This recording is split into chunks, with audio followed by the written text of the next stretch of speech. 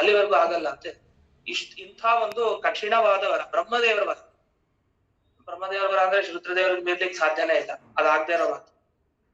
ಧರ್ಮ ಮಾರ್ಗದಲ್ಲೇ ನಡೀತಾ ಇದ್ರು. ಅದೇನು ಈಗೇನಂದ್ರೆ ದೈತ್ಯರಿಗೆಲ್ಲ ಕೊಟ್ಬಿಟ್ರೆ ಅಧಿಕಾರನ, ಅವ್ರು ಧರ್ಮ ಮಾರ್ಗದಲ್ಲಿ ಇರೋ ತರ ಇರ್ತಾರೆ, ಅದ ಲೋಕ ಕಂಟಕರು, ಅವರಿಂದ ಹಾನಿನೇ ಜಾಸ್ತಿ, ಒಳ್ಳೇದಾಗಲ್ಲ. ಯಾಕೆ ಒಳ್ಳೇದಾಗಲ್ಲ ಅಂತಂದ್ರೆ ಅವರು ಕಪಟತನ, ಮೇಲ್ನೋಟಕ್ಕೆ ಧರ್ಮ ಮಾರ್ಗದಲ್ಲಿ ಇರೋ ತರ ಇರ್ತಾರೆ, ಎಲ್ಲ ಅಧರ್ಮ ಮಾರ್ಗನ ಪ್ರಚಾರ ಮಾಡ್ತಾ ಇರ್ತಾರೆ. ಅವ್ರ ಬುದ್ಧಿ ಎಲ್ಲೋ ಹುಟ್ಟುಗುಣ ಸುಟ್ರು ಹೋಗಲ್ಲ ಅಂಥವ್ರು. ಸರಿ, ಹೀಗೆ ಕಾಲ ಕಳೀತಾ ಇತ್ತು.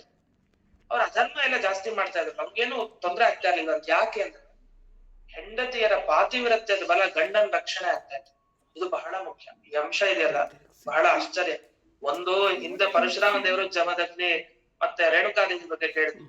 ಅಲ್ಲಿ ಜಮದಗ್ನಿಗಳು ಯಾಕೆ ಶಿಕ್ಷೆ ಕೊಟ್ರು? ಹೆಂಡತಿಯ ಪಾತಿವ್ರತ್ಯಕ್ಕೆ ಭಂಗ ಬಂತು. ಇಲ್ಲಿ ದುಷ್ಟರು ಇವ್ರು ಯಾರು ಗಂಡಂದ್ರು ಸರಿ ಇಲ್ಲ, ಹೆಂಡತಿಯರ ಪಾತಿವ್ರತ್ಯ ಇತ್ತಲ್ಲ, ಆ ಹೆಂಡತಿ ಪತಿವ್ರತೆ ಆಗಿದ್ದ ಶಕ್ತಿ ಎಷ್ಟಿತ್ತು ಅಂದ್ರೆ ಗಂಡನ್ನ ಬದುಕಿಸ್ತಾ ಇತ್ತು. ಏನು ತೊಂದರೆ ಆಗ್ತಾ ಇಲ್ಲ ಗಂಡ. 3 ಜನ, ಈ ಯಾರ್ಯಾರು 3 ಜನ ಅಸುರರಿದ್ದಾರೆ, ಈ ತಾರಾಕ್ಷ, ಕಮಲಾಕ್ಷ, ವಿದ್ಯುನ್ಮಾಲಿ, ಯಾರಿಗೂ ತೊಂದರೆ ಆಗ್ತಾ ಇದೆ. ಆಶ್ಚರ್ಯ. ಹಾಗಾದ್ರೆ ಏನ್ ಮಾಡ್ಬೇಕಾಗಿತ್ತು? ಈ ಪಾತಿವ್ರತ್ಯವನ್ನ ಹೇಗಾದ್ರೂ ಮಾಡಿ ಭಂಗ ಮಾಡ್ಬೇಕು. ಈ ಸ್ತ್ರೀಯರ್ ಕೆಟ್ಟ ಹೋಗ್ಬೇಕು. ಅವ್ರು ಕೆಟ್ಟ ಹೋದ್ರೆ ಮನೆಯಲ್ಲೆಲ್ಲ ದುರ್ಬಲತೆ ಬರುತ್ತೆ. ಪಾತಿವ್ರತ್ಯ ಚೆನ್ನಾಗಿರ್ಬೇಕು ಅಂತ. ಅದಕ್ಕೆ ಸರಿ, ಇನ್ನೊಂದು ವಿಶೇಷ ಇತ್ತಂತೆ. ಇವರನ್ನ ಸೋಲ್ಸೋದ್ ಎಷ್ಟು ಕಷ್ಟ ಇತ್ತು ಆ ರಾಕ್ಷಸರನ್ನ ಅಂದ್ರೆ, ಅವರ 3 ಪಟ್ಟಣದಲ್ಲಿ, ಬಂಗಾರ, ಬೆಳ್ಳಿ, ಕಬ್ಬಿಣ, ಈ ಪಟ್ಟಣ ಇತ್ತಲ್ಲ, ಅಲ್ಲಿ ಅಮೃತದ ಒಂದು ಬಾವಿ ಇತ್ತಂತೆ. ಈ ಯಾರು ದೈತ್ಯರು ಸಾಯ್ತಾರೆ ಅಂದ್ರೆ, ಯಾರು ಶಸ್ತ್ರಾಸ್ತ್ರ ಪ್ರಯೋಗ ಆಗಿ ಬಿದ್ರು ಅಂದ್ರೆ, ಆ ಅಮೃತದ ಬಾವಿಯಲ್ಲಿ ಹಾಕಿದ್ರೆ ಸಾಕು, ಮತ್ತೆ ವಾಪಸ್ ಬದುಕ್ ಬರೋರಂತೆ. ಈ ತರ ವಿಶಿಷ್ಟವಾದ ಅವರಿಗೆ ಶಕ್ತಿ ಇತ್ತು. ಸರಿ, ಇದೇ ಆಯ್ತು. ರುದ್ರ ಸಂಹಾರ ಮಾಡ್ಬೇಕು. ಇವನ್ನ ಸಂಹಾರ ಮಾಡ್ಬೇಕಾಯ್ತು. ರುದ್ರದೇವ್ರ ರಥ ಆಕಾಶದ ಒಂದು ಸರಿಯಾದ ಕಡೆ ಒಂದು ನಿಲ್ಬೇಕ. ನಿಂತ್ರೆ ಆಗ ಇವ್ರ 3 ಪಟ್ಟಣ ಒಂದ್ ಕಡೆ ಬರುತ್ತೆ. ಆಗ ಒಂದೇ ಬಾಣ ಪ್ರಯೋಗ ಮಾಡಿದ್ರೆ ಅವ್ರ ಸಂಹಾರ ಆಗ್ತಾ ಇತ್ತು. ಆದ್ರೆ ಆಶ್ಚರ್ಯ, ಈ ರುದ್ರದೇವ್ರ ರಥ ಅದು ಬೀಳ್ತಾ ಇತ್ತಂತೆ. ಅದು ಒಂದ್ ಕಡೆ ನಿಲ್ತಾ ಇರ್ಲಿಲ್ಲ. ಏನ್ ಮಾಡೋದು? ಅದು ಬೀಳ್ತಾ ಇತ್ತು. ಅದರಿಂದಾಗಿ ಏನಾದ್ರೂ ಮಾಡಿ ತ್ರಿಪುರಾಸುರ ಸಂಹಾರ ಮಾಡ್ಬೇಕು. ಏನ್ ಮಾಡ್ಬೇಕು? ಅವಾಗ ಬುದ್ಧಾವತಾರ ಆಯ್ತಲ್ಲ, ಬುದ್ಧರೂಪಿ ಪರಮಾತ್ಮ ತಾನು ಏನ್ ಮಾಡ್ತಾನೆ ಅಂದ್ರೆ ಇದೆಲ್ಲ ತಲೆ ಕೆಡಿಸ್ತಾನೆ. ಹೇಗ್ ತಲೆ ಕೆಡಿಸ್ದ ಅಂತ ನೋಡಿ. ಬಂದು ಹೇಳ್ತಾನಂತ ಅವನು, ಏನಿಲ್ಲ, ನೀವೆಲ್ಲ ಪತಿವ್ರತೆಯರಾಗಿದ್ದೀರಿ, ಹೀಗಿರ್ಬೇಡಿ ಅಂತ ಹೇಳ್ತಾನಂತೆ. ನಾವ್ ಯಾಕೆ ಹೀಗಿರ್ಬಾರ್ದು? ಯಾಕೆ ಹೀಗಿರ್ಬಾರ್ದು ಅಂದ್ರೆ, ಅವಾಗ ಬುದ್ಧ ತಾನು ಉಪದೇಶ ಕೊಡ್ತಾನಂತೆ. ಏನ್ ಉಪದೇಶ ಕೊಡ್ತಾನೆ ಅಂದ್ರೆ, ನೋಡಿ, ನೀವು ಪತ್ನಿಯರ ಕೆಲಸ ಏನು? ನೀವೇನ್ ಅನ್ಕೊಂಡಿದ್ದೀರಿ? ಏನಿಲ್ಲ, ಯಜ್ಞದಲ್ಲಿ ಭಾಗವಹಿಸ್ಬೇಕು. ಯಜ್ಞ, ನಾವ್ ಯಾವ್ದೇ ಒಂದು ಹೋಮ ಮಾಡ್ಬೇಕಾದ್ರೆ, ಯಜ್ಞ ಮಾಡ್ಬೇಕಾದ್ರೆ ಪತ್ನಿ ಇಲ್ದೇ ಹೋದ್ರೆ ಆ ಯಜ್ಞ ಪೂರ್ಣ ಆಗೋದೇ. ಯಜ್ಞ ಪೂರ್ಣ ಆಗಬೇಕು ಅಂದ್ರೆ ಪತ್ಯುರ್ನೋ ಯಜ್ಞ ಸಂಯೋಗಿ ಅಂತ, ಪತ್ನಿ ಅಂತ ಕರೆಯೋದೇ ಅದಕ್ಕೋಸ್ಕರ. ಹೆಂಡತಿ ಅನ್ನೋ ಶಬ್ದ ಸರಳವಾದ ಶಬ್ದ. ಪತ್ನಿ ಅಂದೇನರ್ಥ? ಯಜ್ಞ ಮಾಡ್ಬೇಕಾದ್ರೆ ಗಂಡನ ಜೊತೆಗೆ ಕೂತ್ಕೊಂಡಾಗ ಯಾವಾಗ ಪತಿ ತಾನು ಯಜ್ಞದ ಪೂರ್ಣ ಫಲವನ್ನು ಅನುಭವಿಸ್ತಾನೋ ಯಾರಿಂದಾಗಿ, ಅವಳಿಗೆ ಪತ್ನಿ ಅಂತ ಕರೀತಾರಂತೆ. ಇಷ್ಟು ಮ್ಯೂಟ್ ಮಾಡ್ಕೊಳ್ಳಿ, ಮೆಸೇಜ್ ಹಾಕ್ತಾರೆ.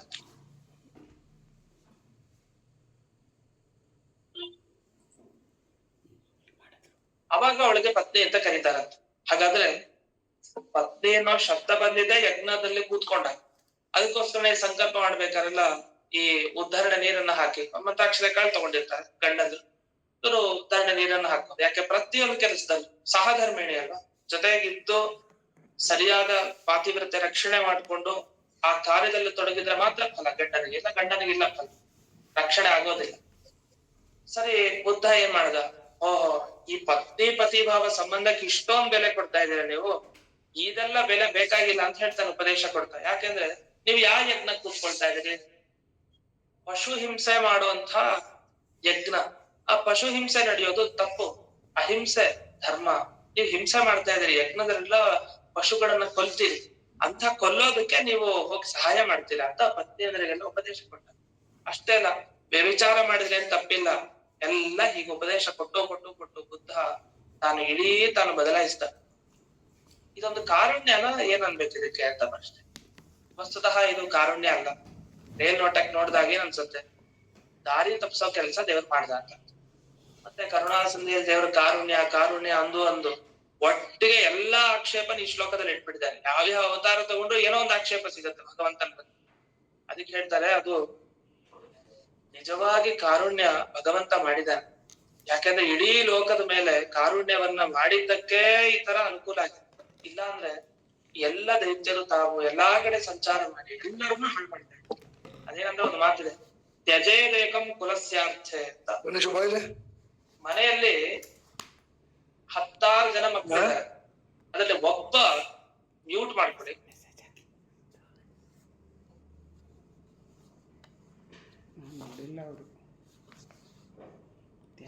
ತ್ಯಜೇದೇಕಂ ಕುಲಸ್ಯಾರ್ಥೆ ಅಂತ ಇದೆ ಮಾತು. ಅಂದ್ರೆ 16 ಜನ ಮಕ್ಕಳಿದ್ದಾಗ ಒಬ್ಬ ಮಗ ಕೆಟ್ಟ ಹೋದ್ರೆ ಆ ಮಗನ ಬಿಟ್ಬಿಡ್ಬೇಕು, ಹೊರಗೆ ಹಾಕ್ಬಿಡ್ಬೇಕು. ಯಾಕೆ ಅವನೊಬ್ಬ ಇದ್ರೆ ಮಿಕ್ಕಿದವರೆಲ್ಲ ಹಣ. ಹಾಗೆ ಈ ಇಡೀ ಜಗತ್ತು ಕಂಟಕ ಆಗ್ಬೇಕಾದ್ರೆ ಕೆಲವ್ರನ್ನ ಸಂಹಾರ ಮಾಡೋದು, ಕೆಲವ್ರನ್ನ ಭಂಗ ಮಾಡೋದು ತಪ್ಪಿಲ್ಲ. ಮತ್ತೆ ಯೋಗ್ಯತೆ ಇಲ್ಲ ಅವ್ರ ದೈತ್ಯ. ಆದ್ರಿಂದ ಇದೇನು ತಪ್ಪಿಲ್ಲ, ಭಗವಂತ ಕಾರುಣ್ಯನೇ ಮಾಡಿದ.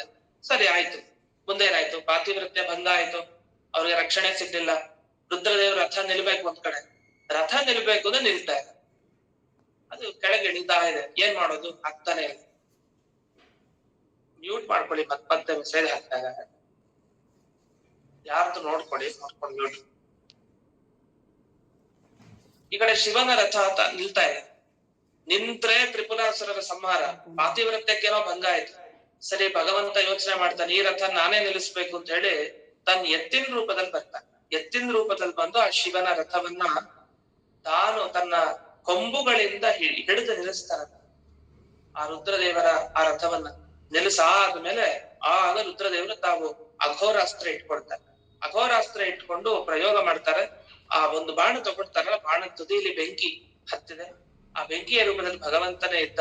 ಹೋಗಿ ಸೀದಾ ಆ 3 ಪಟ್ಟಣಗಳೇನೇನಿತ್ತು ತ್ರಿಪುರಾಸುರದ್ದು, ಆ ಎಲ್ಲ ಪಟ್ಟಣಗಳನ್ನ ನಾಶ ಮಾಡಿದ್ರು. ಅವತ್ತು ದೊಡ್ಡ ದೀಪೋತ್ಸವ ಆಗುವಂತದ್ದು ವಿಶೇಷವಾಗಿ.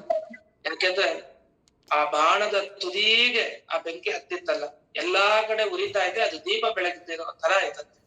ಇದು ನಡೆದಿದ್ ಯಾವಾಗ ಅಂದ್ರೆ ಇದು ಕಾರ್ತಿಕ ಹುಣ್ಣಿಮೆ ನಡೀತ. ಕಾರ್ತಿಕ ಹುಣ್ಣಿಮೆ ದಿವಸ ನಡೆದಿದ್ದು, ಆದ್ರಿಂದಲೇ ವಿಶೇಷವಾಗಿ ದೀಪೋತ್ಸವ ಅವತ್ತು ನಡೆಯುತ್ತೆ ಅಂತ.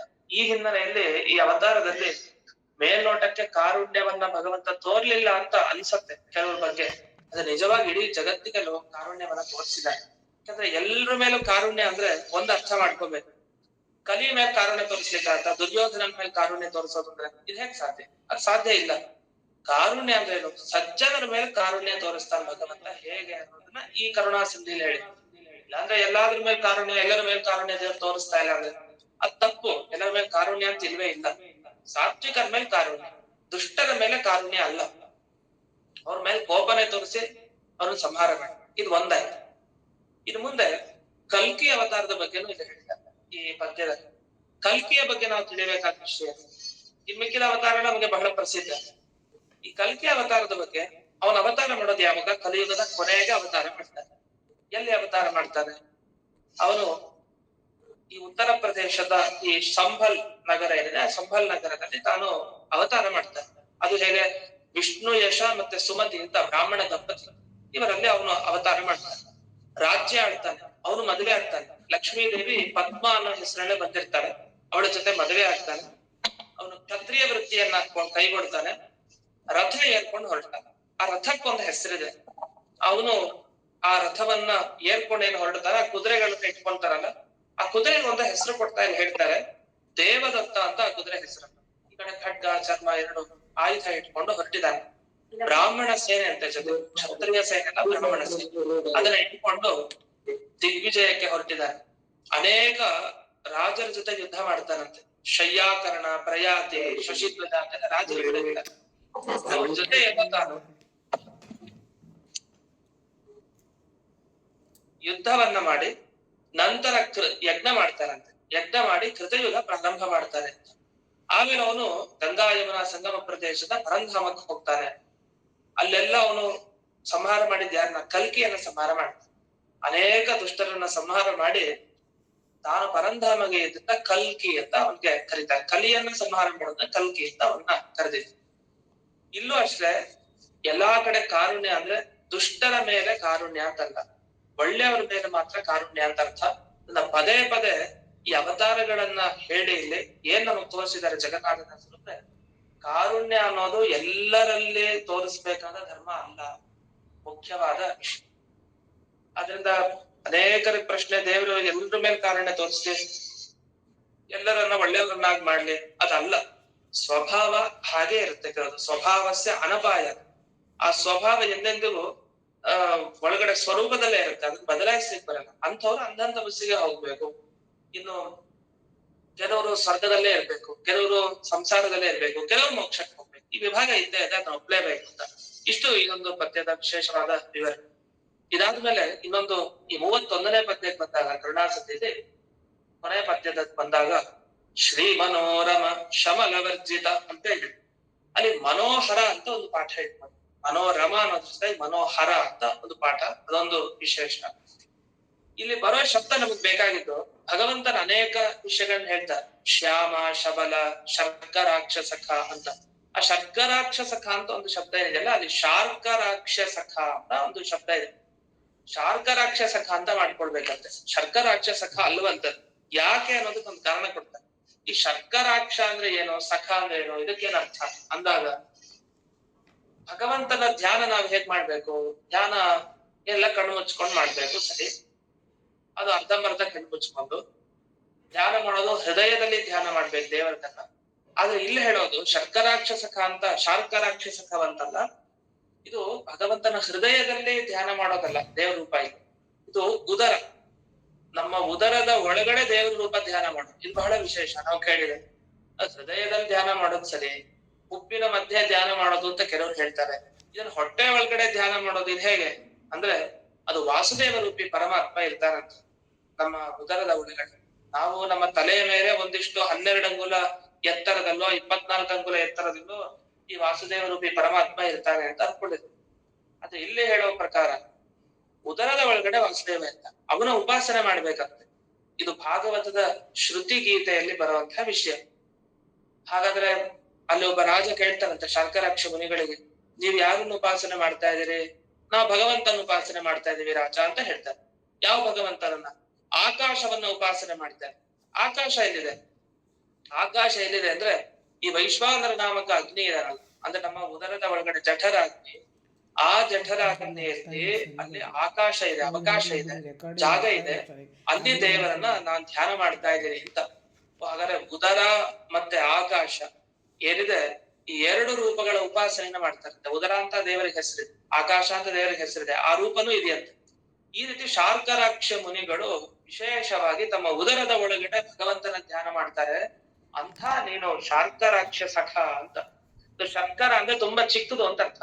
ಸೂಕ್ಷ್ಮವಾದ ದೃಷ್ಟಿ ಅಕ್ಷ ಯಾರಿಗಿದೆ ಅವನು ಶಾರ್ಕರಾಕ್ಷ ಅಂತ ಅನಿಸ್ಕೊಳ್ತಾನೆ ಅಂತ. ಹೀಗೆ ಇದೊಂದು ವಿಷಯ. ಅಲ್ಲಿ ಶಾರ್ಕರಾಕ್ಷಸಖ ಅಂತ ಯಾಕೆ ತಿದ್ಕೊಳ್ಬೇಕಂದ್ರೆ, ಈ ಛಂದಸ್ಸಿಗೆ ಅನುಗುಣವಾಗಿ ಆ ಶಬ್ದನೇ ಸರಿ, ಇಲ್ಲಾಂದ್ರೆ ಆ ಶಬ್ದ ಸರಿಗ್ ಬರಲ್ಲ ಅಂತ. ಇದೊಂದು ವಿಷಯ ವಿಶೇಷವಾದದ್ದು. ಮತ್ತೊಂದು ಈ ಶ್ಯಾಮ ಶಬಲ ಅಂತ ಬರ್ತಾರೆ. ಈ ಶ್ಯಾಮ ಶಬಲ ಅಂದ್ರೆ ಇದು ನಾಯಿಗಳ ಹೆಸರು. 2 ನಾಯಿಗಳಿದೆ. ಅಂದ್ರೆ ಯಾರು ಯಮಲೋಕಕ್ಕೆ ಹೋಗ್ತಾ ಇದಾರೆ ಅಂದ್ರೆ, ಯಮಲೋಕಕ್ಕೆ ಹೋಗೋರ್ಗೆ ರಕ್ಷಣೆ ನೀಡ್ಬೇಕಲ್ಲ. ಯಾಕಂದ್ರೆ ಆಚೆ ಈಚೆ ದುಷ್ಟರೆಲ್ಲ ಇರ್ತಾರೆ, ಬಂದ್ ನಮಗೇನಾದ್ರು ಹಾನಿ ಮಾಡಿದ್ರೆ ಅದು ತೊಂದರೆ ಮಾಡ್ಬಾರ್ದು ಅಂತ ಹೇಳಿ 2 ನಾಯಿ, ಅದು ಸೆಕ್ಯೂರಿಟಿ ಗಾರ್ಡ್ಗಳಿದ್ದಾರೆ. ಹಾಗೆ 2 ಹೀಗ್ ಬರ್ತಾ ಇರುತ್ತಂತೆ. ಯಾವ್ದೋ ಈ ಶ್ಯಾಮ ಮತ್ತೆ ಶಬಲ 2 ನಾಯಿಗಳು ದಾರಿಯುದ್ದಕ್ಕೂ ರಕ್ಷಣೆ ಮಾಡೋದು ಅಂತ ಇದನ್ನ ಋಗ್ವೇದದಲ್ಲಿ ಹೇಳಿದ್ದಾರೆ ಅಂತ ಹೇಳ್ತಾರೆ. ಅತಿದ್ರವ ಸಾರಮೇಯವು ಶ್ವಾನವು ಚತುರಕ್ಷವು ಶಬಲವು ಸಾಧುನಾಪಥ ಅಂತ. ಅದಕ್ಕೆ ಆ 2 ನಾಯಿಗಳಿಗೋಸ್ಕರ ಆಹುತಿಯನ್ನು ಕೊಡೋದಿಗತ್ತೆ. ಬಲಿಹರಣ ಮಾಡ್ಬೇಕಾದ್ರೆ ಶ್ಯಾಮಾಯ ಸ್ವಾಹ ಶಬಲಾಯ ಸ್ವಾಹ ಅಂತ ಅದೆರಡು ನಾಯಿ ಇರುತ್ತೆ. ಅಷ್ಟೇ ಅಲ್ಲ, ಈ 2 ನಾಯಿಗಳ ಬಗ್ಗೆ ಇದು ಯಮಲೋಕದ ಕಥೆ ಆಯ್ತು. ಮೋಕ್ಷದಲ್ಲಿ ಭಗವಂತಂದೇ 2 ರೂಪ ಇದೆಯಂತೆ, ಶ್ಯಾಮ ಮತ್ತೆ ಶಬಲ ಅಂತ 2 ರೂಪ, ನಾಯಿಯ ರೂಪ. ಅದು ಶಾಶ್ವತವಾಗಿ ರಕ್ಷಣೆ ಕೊಡ್ತಾ ಇದೆಯಂತೆ. ಅಂತ ಶ್ಯಾಮ ಶಬಲ ಏನಿದೆ ಆ ರೂಪವನ್ನ ಇಲ್ಲಿ ಚಿಂತಿಸಿದ್ದಾರೆ ಜಗನ್ನಾಥದಾಸರು. ಈ ವಿಷಯ ಇಲ್ಲಿ ವಿಶೇಷವಾಗಿ ಬಂದಿರೋದು. ಇದಾದ್ಮೇಲೆ ಹಿಂದಿನ ಮತ್ತೊಂದು ವಿಷಯ, ಈ ಭಗವಂತನ ಪ್ರತಿಯೊಂದು ಅವತಾರದಲ್ಲಿ ದಾನವರ ಸಂಹರಿಸಿ ಧರ್ಮದಿ ಕಾಯ್ದ, ಧರ್ಮವನ್ನ ತಾನು ಕಾಪಾಡಿದಾನೆ ಅಂತ ಬರ್ತಾ. ಇನ್ನೊಂದು ಈ 29ನೇ ಪದ್ಯದಲ್ಲಿ ಒಂದು ವಿಶೇಷ ವಿಷಯ, ಖೇದ ಮೋದ ಜಯಾಪಜಯ ಮೊದಲಾದ ದೋಷಗಳಿಲ್ಲ ಅಂತ ಮಾತು ಬರ್ತದೆ. ಭಗವಂತನಿಗೆ ಯಾವುದೇ ದೋಷ ಇಲ್ಲ. ಯಾವ ದೋಷ ಇಲ್ಲ? ಅವನಿಗೆ ದುಃಖ ಇಲ್ಲ, ಅವನಿಗೆ ಅಪಜಯ ಇಲ್ಲ, ಅವನ್ ಸೋಲಲ್ಲ, ಇದೆಲ್ಲ ಅಲ್ಲಿ ದೋಷ ಅನ್ನೋ ಪಟ್ಟಿಲಿ 2 ಶಬ್ದ ಹಾಕಿದ್ದಾರೆ. ಇದು ಎಷ್ಟು ಸರಿ ಅಂತ ಇಲ್ಲಿ ಪ್ರಶ್ನೆ. ಅಲ್ಲೇನ್ ಹಾಕಿದ್ದಾರೆ ಅಂದ್ರೆ ಮೋದ ಜಯ, ಇದೆರಡು ದೋಷ. ಈ ದೋಷ ದೇವರಿಗಿಲ್ಲ, ನಮ್ಗಿದೆ. ಮೋದ ಅಂದ್ರೆ ಏನು? ಸಂತೋಷ ಅಂತ ಅರ್ಥ. ಸುಖ ಅದು ದೋಷನ? ಯಾರು ಸುಖವನ್ನ ದೋಷ ಅಂತ? ಇವನ್ ತುಂಬಾ ಸುಖ ಪಡ್ತಾ ಇದ್ದಾನೆ ಅಂದ್ರೆ ಅಯ್ಯೋ ತುಂಬಾ ದುಃಖ ಪಡ್ತಾ ಇದ್ದಾನೆ ಅನ್ನೋದಕ್ಕೂ, ಸುಖ ತುಂಬಾ ಇದೆ ಅಂತ ಅನ್ನೋದಕ್ಕೂ ವ್ಯತ್ಯಾಸ ಇದೆ. ಇಷ್ಟೊಂದು ಸುಖನಂತ ಅದು ತುಂಬಾ ಏನು ಅಸೂಯೆಯಿಂದ ಮಾತಾಡೋದು ಬೇರೆ, ಅದ್ರ ಬಗ್ಗೆ ಅಲ್ಲ. ಅಂದ್ರೆ ಸುಖ ಅನ್ನೋದು ಅದು ಗುಣ, ಆರಾಮಾಗಿರೋದು ಅದು ದೇವರು ಕೊಟ್ಟ ಭಾಗ್ಯ. ದೇವರಲ್ಲೇ ಆ ಸುಖ ಇಲ್ಲ ಅಂತ ಹೇಳ್ತದ. ಮೋದ ಅನ್ನೋದು ದೋಷ, ದೋಷ ದೇವರಲ್ಲಿ ಇಲ್ಲ. ಸಂತೋಷ ಅನ್ನೋ ದೋಷ ಅಂತ ಎಲ್ಲಾರು ಇದೆಯಾ? ಅದ ಜಗನ್ನಾಥದಾಸರಿಗೆ ಬಳಸಿದ್ದಾರೆ. ಮತ್ತೆ ಜಯ ಅನ್ನೋದು ದೋಷನ, ಗೆಲ್ಲೋದು ಅನ್ನೋದು ದೋಷನ? ಮತ್ತೆ ಜಯ ಅನ್ನೋದು ದೋಷ ಅಲ್ವೇ ಅಲ್ಲ. ಮತ್ತೆ ಯಾಕೆ ಜಯ ಅನ್ನೋದು ದೋಷ? ಯಾಕೆ ದೇವರು ಎಲ್ಲರನ್ನು ಗೆದ್ದಿಲ್ವಾ? ಇಡೀ ಜಗತ್ತನ್ನ ಗೆದ್ದಿದ್ದಾನೆ ಭಗವಂತ. ಮತ್ತೆ ಜಯ ಅನ್ನೋದೊಂದು ದೋಷ ಅವನಲ್ಲಿ ಇಲ್ಲ ಅದು ಅಂತ ಯಾಕೆ ಹೇಳ್ತಾ ಇದ್ದೀರಿ ಅಂತ ಪ್ರಶ್ನೆ. ಅದಕ್ಕೆ ಇದರ ವಿಷಯವನ್ನ ತಿಳ್ಕೊಳ್ಬೇಕು ಅಂದ್ರೆ ಎಲ್ಲಿಗೆ ಬರ್ಬೇಕು ನಾವು ಅಂದ್ರೆ, ನೋಡಿ ಇದು ಯಾವ ಸುಖದ ಬಗ್ಗೆ ಮಾತಾಡ್ತಾ ಇದ್ದಾರೆ ಇವರು? ಈ ಮೋಕ್ಷದ ಸುಖದ ಬಗ್ಗೆ ಅಲ್ಲ. ಸಂಸಾರದಲ್ಲಿರೋ ಸುಖ ಏನಿದೆ ಇದು ದೋಷ, ಇದು ದೇವರಲ್ಲಿ ಇಲ್ಲ. ಯಾಕೆ ಸಂಸಾರದಲ್ಲಿರೋ ಸುಖ ಸುಖ ಅಲ್ವಾ ಅಂತ ಪ್ರಶ್ನೆ ಮಾಡ್ಕೊಂಡು ಉತ್ತರ ಹೇಳ್ತಾರೆ. ಸುಖಸ್ಯಾನಂತರಂ ದುಃಖಂ, ದುಃಖಸ್ಯಾನಂತರಂ ಸುಖಂ ಅಂತ. ಸುಖ ಸಿಕ್ಕಿದ್ಮೇಲೆ ದುಃಖ, ದುಃಖ ಆದ್ಮೇಲೆ ಸುಖ, ಇದೊಂದು ಸುಖನ? ಇದು ಸುಖ ಅಲ್ಲ, ಶಾಶ್ವತ ಸುಖ ಅಲ್ಲ ಅಂತ. ಶಾಶ್ವತನೋ ಅಶಾಶ್ವತನೋ ಸುಖ ಸುಖ ತಾನೆ. ಮತ್ತೆ ಸುಖ ಒಂದು ದೋಷ ಆಗೋದು ಹೇಗೆ ಅಂದ್ರೆ ಅವಾಗ ಹೇಳ್ತಾರೆ ಈ ಸುಖ ಅದು ದೋಷನೇ ಅಂತ ಹೇಳ್ತಾರೆ. ಇದು ಅದ್ಭುತವಾದ ವಿಷಯ. ಸುಖನೂ ದೋಷ, ಜಯನೂ ದೋಷ ಅಂತ ಕರೀತಾರೆ. ಯಾಕೆ ಅಂದ್ರೆ ಉದಾಹರಣೆ ಕೊಡ್ತಾರೆ. ಅಶ್ವತ್ಥಾಮಾಚಾರ್ಯರಿಗೆ ಮನೆಯಲ್ಲಿ ತನ್ನ ತಾಯಿ ಏನ್ ಮಾಡ್ತಾ ಇದ್ರು? ಹಿಟ್ಟು ಕಲಸಿದ ನೀರನ್ನ ಕೊಡ್ತಾ ಇದ್ಲು. ಅಶ್ವತ್ಥಾಮಾಚಾರ್ಯ ನಿಜವಾಗ ಅದೇ ಹಾಲು ಹಾಲು ಅಂತ ಕುಡಿತಾ ಕೂತಿದ್ರು, ಪಾಪ ಗೊತ್ತಿಲ್ಲ ಅವ್ರು. ಅದೇ ಸುಖ ತಾಯಿ ಕೊಟ್ಟಿದ್ದೇನೋ ನಂಬಿಕೆ, ತಾಯಿ ಮೇಲೆ ವಿಶ್ವಾಸ, ಕುಡಿತಾನೆ ಇದ್ರು. ದುರ್ಯೋಧನ ಏನ್ ಮಾಡ್ದ? ಅಯ್ಯೋ ಇವ್ ಮೂರ್ಖ ಅಶ್ವತ್ಥಾಮ, ಇವ್ ಬುಟ್ಟಿಗೆ ಹಾಕೊಂಡು ಸರಿ. ಒಂದು ದಿವಸ ಒಳ್ಳೆ ರುಚಿಕರವಾದ ನಿಜವಾದ ಹಾಲನ್ನ ಕೊಟ್ಟ ಬಾಯಿಲಿ ಅಂತ. ಅಶ್ವತ್ಥಾಮ ತಾನು ಕುಡ್ದಾದ್ಮೇಲೆ ಮನೆಗ್ ಬಂದ. ಮತ್ತದೇ ಹಿಟ್ಟು ಕಲಸಿದ್ದೇನನ್ನು ಕೊಟ್ಲು ತಾಯಿ. ಅಂದ ಅಯ್ಯಯ್ಯೋ ಇದಲ್ಲ ಹಾಲು ಅಂತ ಅಳ್ಳಿಕ್ಕೆ ಶುರು ಮಾಡಿದ. ಅದ್ರಿಂದ ಇಲ್ಲಿ ಏನ್ ಗೊತ್ತಾಯ್ತಂದ್ರೆ, ಮೊದಲು ತಾಯಿ ಕೊಟ್ಟಾಗ ಅವನಿಗೆ ಸುಖ ಅನಿಸ್ತಾ ಇತ್ತು, ಇದೇನೋ ಸಂಸಾರದಲ್ಲಿರೋ ಸುಖ. ಆಮೇಲೆ ದುರ್ಯೋಧನ ಕೊಟ್ಟಾಗ ನಿಜವಾದ ಸುಖದ ಪರಿಚಯ ಆಯ್ತು, ಮತ್ತೆ ಅಳ್ಳಿಕ್ ಶುರು ಮಾಡ್ದ. ಅಂದ್ರೆ ನಿಮ್ಗೆ ಯಾವ್ದನ್ನ ಸುಖ ಅಂತ ಕರಿಬೇಕು ಅಂದ್ರೆ ಸಿಕ್ಕದ್ಮೇಲೆ ಮತ್ತೆ ಅದರ ಬಗ್ಗೆ ಗೊಂದಲಕ್ಕೆ ಅವಕಾಶ ಇರಬಾರ್ದು. ಮತ್ತೆ ಅದ್ರಲ್ಲೇನೋ ಇದು ಸರಿ ಇಲ್ಲ, ಇದು ಸರಿ ಇಲ್ಲ ಅನ್ನೋ ಅತೃಪ್ತಿ ಭಾವನೆ ಮೂಡ್ಬಾರ್ದು. ಸಿಕ್ಕಿದ ಸುಖ ಅದು ಪರಿಪೂರ್ಣತೆ ಇತ್ತು ಅಂದ್ರೆ ಅದ್ರಲ್ಲಿ ಅದು ಸುಖ. ಅದೆಲ್ಲ ಹಾಗಾಗ್ಲಿಲ್ಲ. ಹಿಟ್ಟು ಕಲಸಿದ ನೀರನ್ನು ಕುಡ್ದಾಗ ಸುಖ ಅನಿಸಿದ್ದು, ಅದೇ ಸುಖ ಇನ್ನೊಮ್ಮೆ ದುರ್ಯೋಧನನ ಹಾಲಿನ ರುಚಿ ನೋಡಿದ ಕೂಡ್ಲೆ ಅವ್ನು ಕೊಟ್ಟಿದ್ದು ಅದು ದುಃಖ ಆಗ್ಲಿಕ್ಕೆ ಶುರು ಆಯ್ತು. ಸುಖ ಸುಖ ಅಲ್ಲ ದುಃಖ ಅಂತ ಅನ್ಸ್ಲಿಕ್ಕೆ ಶುರು ಆಯ್ತು. ಅಂದ್ರೆ ಸಂಸಾರದಲ್ಲೂ ಸುಖ ಹೇಗಿರುತ್ತೆ ಅಂದ್ರೆ, ಹಿಂದಿನ ದಿವಸ ಒಬ್ಬ 100 ರೂಪಾಯಿ ಸಂಪಾದನೆ ಮಾಡ್ದ, 1000 ಲಕ್ಷ ಆಯ್ತು. ಆ ಲಕ್ಷ ಇವತ್ತೇನೋ ಆನಂದ, ಇನ್ನೊಬ್ಬ ನೋಡಿ ಹೊಟ್ಟೆ ಅವರಿಗೆ ಶುರು ಆಯ್ತು, ನಾನು ಅವನಿಗಿಂತ ಜಾಸ್ತಿ ದುಡಿಬೇಕು. ಲಕ್ಷ ಎಲ್ಲ ದುಡಿತಾ ಕೋಟಿಗೆ ಬಂದಾಗ ಏನಾಯ್ತು? ಅಯ್ಯಯ್ಯೋ ಲಕ್ಷದೇನು ಉಪಯೋಗ ಇಲ್ಲ, ಲಕ್ಷದ ಮೇಲೆ ವೈರಾಗ್ಯ ಬಂತು, ಅದು ಸರಿ ಇಲ್ಲ, ಆ ಲಕ್ಷ ದುಡ್ಡಿನ ಬೆಲೆ ಗೊತ್ತಾಗ್ತಾ ಇಲ್ಲ ಅವ್ನಿಗೆ. ಹೀಗಾಯ್ತು ಪರಿಸ್ಥಿತಿ. ಒಬ್ಬ ಹೀಗೆ ಹೋದ್ನಂತೆ, ಮಗಳ ಮದ್ವೆ ಮಾಡ್ಬೇಕು ಅಂತಿದ್ದ. ಮಗಳ ಮದ್ವೆ ಮಾಡ್ಲಿಕ್ಕೆ ಹೋದ ವ್ಯಕ್ತಿ ತನಗೆ ಬೇಕಾಗಿದ್ದು 10,000 ಬೇಕಾಗಿತ್ತು ಅಂತ ಇಟ್ಕೊಳ್ಳಿ ಉದಾಹರಣೆ. 10 ಲಕ್ಷ ಅಲ್ಲ, ನೀವು ಜಾಸ್ತಿನೇ ಬೇಕು, ಅದೊಂದು ಉದಾಹರಣೆ. 10,000 ಬೇಕು ಅಂತ ಇತ್ತು, ಏನೋ ಒಂದು ಸಹಾಯ. ಎಲ್ರು ಹೇಳಿದ್ರಂತೆ ಹೋಗಿ ಹತ್ತದ ಶ್ರೀಮಂತ ವ್ಯಕ್ತಿ ಇದಾನ, ಅವನ ಹತ್ರ ಹೋಗಿ ಹೇಳಿದ್ರೆ ಅವ್ನು ಕೊಡ್ತಾರೆ, ನಿನ್ಗೆ ಇಲ್ಲ ಅಂತ ಹೇಳಲ್ಲ. ದಾರಿದ್ರ್ಯ ಇದೆ, ಏನ್ ಮಾಡೋದು, ಜೀವನದಲ್ಲಿ ಕಷ್ಟ, ಹೋಗು ಕೇಳು. ಸರಿ ಆಯ್ತು ಅಂತ ಹೇಳಿ ಅವನು ಹೋಗ್ತಾನೆ ಕೇಳ್ಲಿಕ್ಕೆ ಅಂತ. ಕೇಳ್ಲಿಕ್ಕೆ ಹೋದ್ರೆ ಅವನು ದೇವರ ಹತ್ರ ನಿಂತುಕೊಂಡು ಪ್ರಾರ್ಥನೆ ಮಾಡ್ತಾ ಇರ್ತಾನೆ. ಅದನ್ನ ನೋಡಿ ಇವ್ನು ವಾಪಸ್ ಬಂದ್ಬಿಟ್ಟಂತೆ, ಇವ್ನು ಕೇಳ್ದೆ ಬಂದ್ಬಿಟ್ಟ. ಬಂದ್ಮೇಲೆ ಎಲ್ಲ ಅಂದ್ರಂತೆ, ಕೇಳಿದ್ಯಾ ಅವನ ಹತ್ರ ದುಡ್ಡು? ಮನೆ ತನಕ ಹೋಗಿದ್ಯಲ್ಲ? ಇಲ್ಲ, ಮನೆ ತನಕನೂ ಹೋದೆ, ಒಳಗಡೆನೂ ಹೋದೆ, ಅವ್ನ್ ದೇವ್ರ ಮನೆ ನಿಂತ್ಕೊಂಡು ಪ್ರಾರ್ಥನೆ ಮಾಡ್ತಾ ಇರೋದನ್ನೂ ಕೇಳ್ದೆ, ನನ್ ವಾಪಸ್ ಬಂದ್ಬಿಟ್ಟೆ, ನನಗ್ ಬೇಡ ಅವನ್ ಕೈಲಿ ಇಸ್ಕೊಡೋದು. ಯಾಕೆ ಹೀಗ್ ಬಂದೆ? ತಲೆ ಕೆಟ್ಟಿದ್ಯಾ ನಿನಗೆ? ಮನೆ ತನಕ ಹೋಗಿ ಒಳಗಡೆ ಹೋಗಿ ದೇವ್ರ ಮನೆ ತನಕ ಹೋಗಿ ವಾಪಸ್ ಕೇಳ್ಕೊಂಡ್ ಬಂದಿಲ್ಲ, ಏನ್ ದೇವ್ರ ಪ್ರೇರಣೆ ಆಯ್ತಾ? ಯಾಕೆ ಬಂದಿ ಅಂತ ಕೇಳಿದ್ರೆ ಅವ್ನು ಹೇಳ್ತಾರಂತ ಉತ್ತರ, ನಾನೇ ದೊಡ್ಡ ದರಿದ್ರ ಅಂತ ನಾನ್ ಯೋಚನೆ ಮಾಡ್ತಾ ಇದ್ದೆ, ನನಗಿಂತ ದೊಡ್ಡ ದಾರಿದ್ರ್ಯ ಅವನಲ್ಲಿದೆ. ಇವ್ರಿಗೆ ಅನ್ಕೋತೀನಿ ತಲೆ ಕೆಟ್ಟಿದ್ಯಾ, ಅವನು ಕೋಟಿ ಗಟ್ಲೆ ಇದೆ ಅಂತ. ನಿನ್ನ ಹತ್ರ ಏನಿದೆ, ಯಾಕೆ ಅವನ ದಾರಿದ್ರ್ಯ ಇದೆ, ಅವನಲ್ಲಿ ದರಿದ್ರ ಅಂತ ಯಾಕೆ ಕರೀತಾ ಇದೀವಿ ಅಂತಂದ್ರೆ ಅವನು ಹೇಳ್ತಾನೆ, ನೋಡಿ ಯಾರಿಗೆ ಕೊರತೆ ಜಾಸ್ತಿ ಇರುತ್ತೆ ಜೀವನದಲ್ಲಿ ಅವ್ರನ್ನ ದರಿದ್ರ ಅಂತ ಕರೀತಾರೆ. ತೃಪ್ತಿ ಇರಲ್ಲ ಇದ್ದದ್ರಲ್ಲಿ, ಇನ್ನೂ ಬೇಕು ಅಂತ ಅವನ ದರಿದ್ರ ಅಂತ ಕರೀತಾರೆ. ನಾನು 10,000 ಬಗ್ಗೆ ಯೋಚನೆ ಮಾಡ್ಕೊಂಡು ಹೋದೆ, ನನ್ನ ಹತ್ರ ಇಲ್ಲ ಅಂತ. ಈ ಪುಣ್ಯಾತ್ಮ ದೇವ್ರ ಹತ್ರ ನಿಂತ್ಕೊಂಡು ಕೋಟಿ ಇದ್ರು ಇನ್ನೂ ನನ್ನ ಹತ್ರ 16 ಕೋಟಿ ಇಲ್ಲ ಅಂತ ಇನ್ನೂ ಬೇಡ್ತಾ ಇದೆ. ಓಹೋ, ಅದರಿಂದ ಏನಂದ್ರೆ ನಾನು 10,000ಕ್ಕೆ ನಾನು ಹಿಂಗ್ ನಿಂತಿದೆ, ನನಗಿಂತ ಜಾಸ್ತಿ ದಾರಿದ್ರ್ಯ ಅವನಿಗಿದೆ, ಇನ್ನೂ ಬೇಕು ಅಂತ ಇನ್ನೂ ಜಾಸ್ತಿ ನನಗಿಂತ ಅಪೇಕ್ಷೆ ಪಟ್ಟಲ್ಲಿ ನಿಂತ್ಕೊಂಡಿದ್ದಾನೆ. ಆದ್ರಿಂದ ಇಂಥ ದರಿದ್ರವಾದ ವ್ಯಕ್ತಿ ಅಂತ ನಾನು ಹೋಗಿ ಕೈ ತೋರ್ಸೋದ್ ಹೇಗೆ, ಕೊಡು ದುಡ್ಡನ್ನ ಅಂತ ಸಾಧ್ಯ ಇಲ್ಲ ಅಂತ ವಾಪಸ್ ಬಂದೆ ಅಂತ. ಅಂದ್ರೆ ಸಂಸಾರದಲ್ಲಿರೋ ಸುಖ ಹೇಗೆ ಅಂದ್ರೆ, ಆ ಶ್ರೀಮಂತಿಗೆ ಬಂದ ಹಾಗೆ ಅದು ಹಿಂದಿಂದೆಲ್ಲ ಸುಖ ಅನ್ಸಲ್ಲ, ಅದೆಲ್ಲ ದುಃಖ ಅನ್ಸ್ಲಿಕ್ಕೆ ಹೋಗುತ್ತೆ. ಅಂದ್ರೆ ಇಂಥ ಸುಖ ಅನ್ಬೇಕ, ಇದು ಸುಖ ಅಲ್ಲ. ಹಾಗಾದ್ರೆ ಪರಿಪೂರ್ಣ ಸುಖನೇ ನಿಜವಾದ ಸುಖ. ಈಗ ಚೆನ್ನಾಗಿ ಸರಿಯಾಗಿ ತಿಳ್ಕೊ, ಅರ್ಧಂಬರ್ಧ ತಿಳ್ಕೊಂಡ್ರೆ ಅದು ಯಾವತ್ತೂ ಸುಖ ಕಾರಣ ಅಲ್ಲ. ತಿಳ್ಕೊಂಡ್ರೆ ಸರಿಯಾಗಿ ತಿಳ್ಕೊಬೇಕು ಪೂರ್ತಿ, ಇಲ್ಲಾಂದ್ರೆ ದುಃಖಕ್ಕೆ ಒಂದ್ ದಿವಸ ಕಾರಣ ಆಗತ್ತೆ. ಅಂದ್ಮೇಲೆ ಖೇದ ಮೋದ ದೋಷಗಳಿಲ್ಲ ಅಂದ್ರೆ, ಮೋದ ಅಂದ್ರೆ ಪರಿಪೂರ್ಣ ಸುಖ ಅಲ್ಲ ಅಂದ್ಮೇಲೆ ಸುಖ ಅಲ್ವೇ ಅಲ್ಲ, ಅದು ದೋಷ ಅಂತ. ಇದನ್ನೇ ಇಲ್ಲೇ ಜಗನ್ನಾಥದಾಸರು ತಾವು ವಿವರಿಸಿದ್ರು. ಅಷ್ಟೇ ಯಾಕೆ, ಇನ್ನೊಂದು ಪ್ರಸಂಗ, ದುರ್ಯೋಧನ ತಾನು ಸುಖ ಪಟ್ಟ ಮೊದಲು. ಯಾವಾಗ ಸುಖ ಪಟ್ಟ? ಇವರೆಲ್ಲ ವನವಾಸದಲ್ಲಿ ಇದ್ರು ಪಾಂಡವರು 13 ವರ್ಷ. ಆಗ ಚಕ್ರವರ್ತಿಯಾಗಿ ಸಿಂಹಾಸನದ ಮೇಲೆ ಮೆರೆದ, ಕುರುಕ್ಷೇತ್ರಕ್ಕೆ ಬಂದ, ಯುದ್ಧ ಆಯ್ತು. ಭೀಮಸೇನ ದೇವರು ತೊಡೆ ಮುರಿದು ಬೀಳ್ಸಿದ್ದಾರೆ, ಕಾಲಿಂದ ಅವನ ತಲೆ ಮೇಲೆ ಹಾಕಿ ತುಳಿತಾ ಇದ್ದಾರೆ.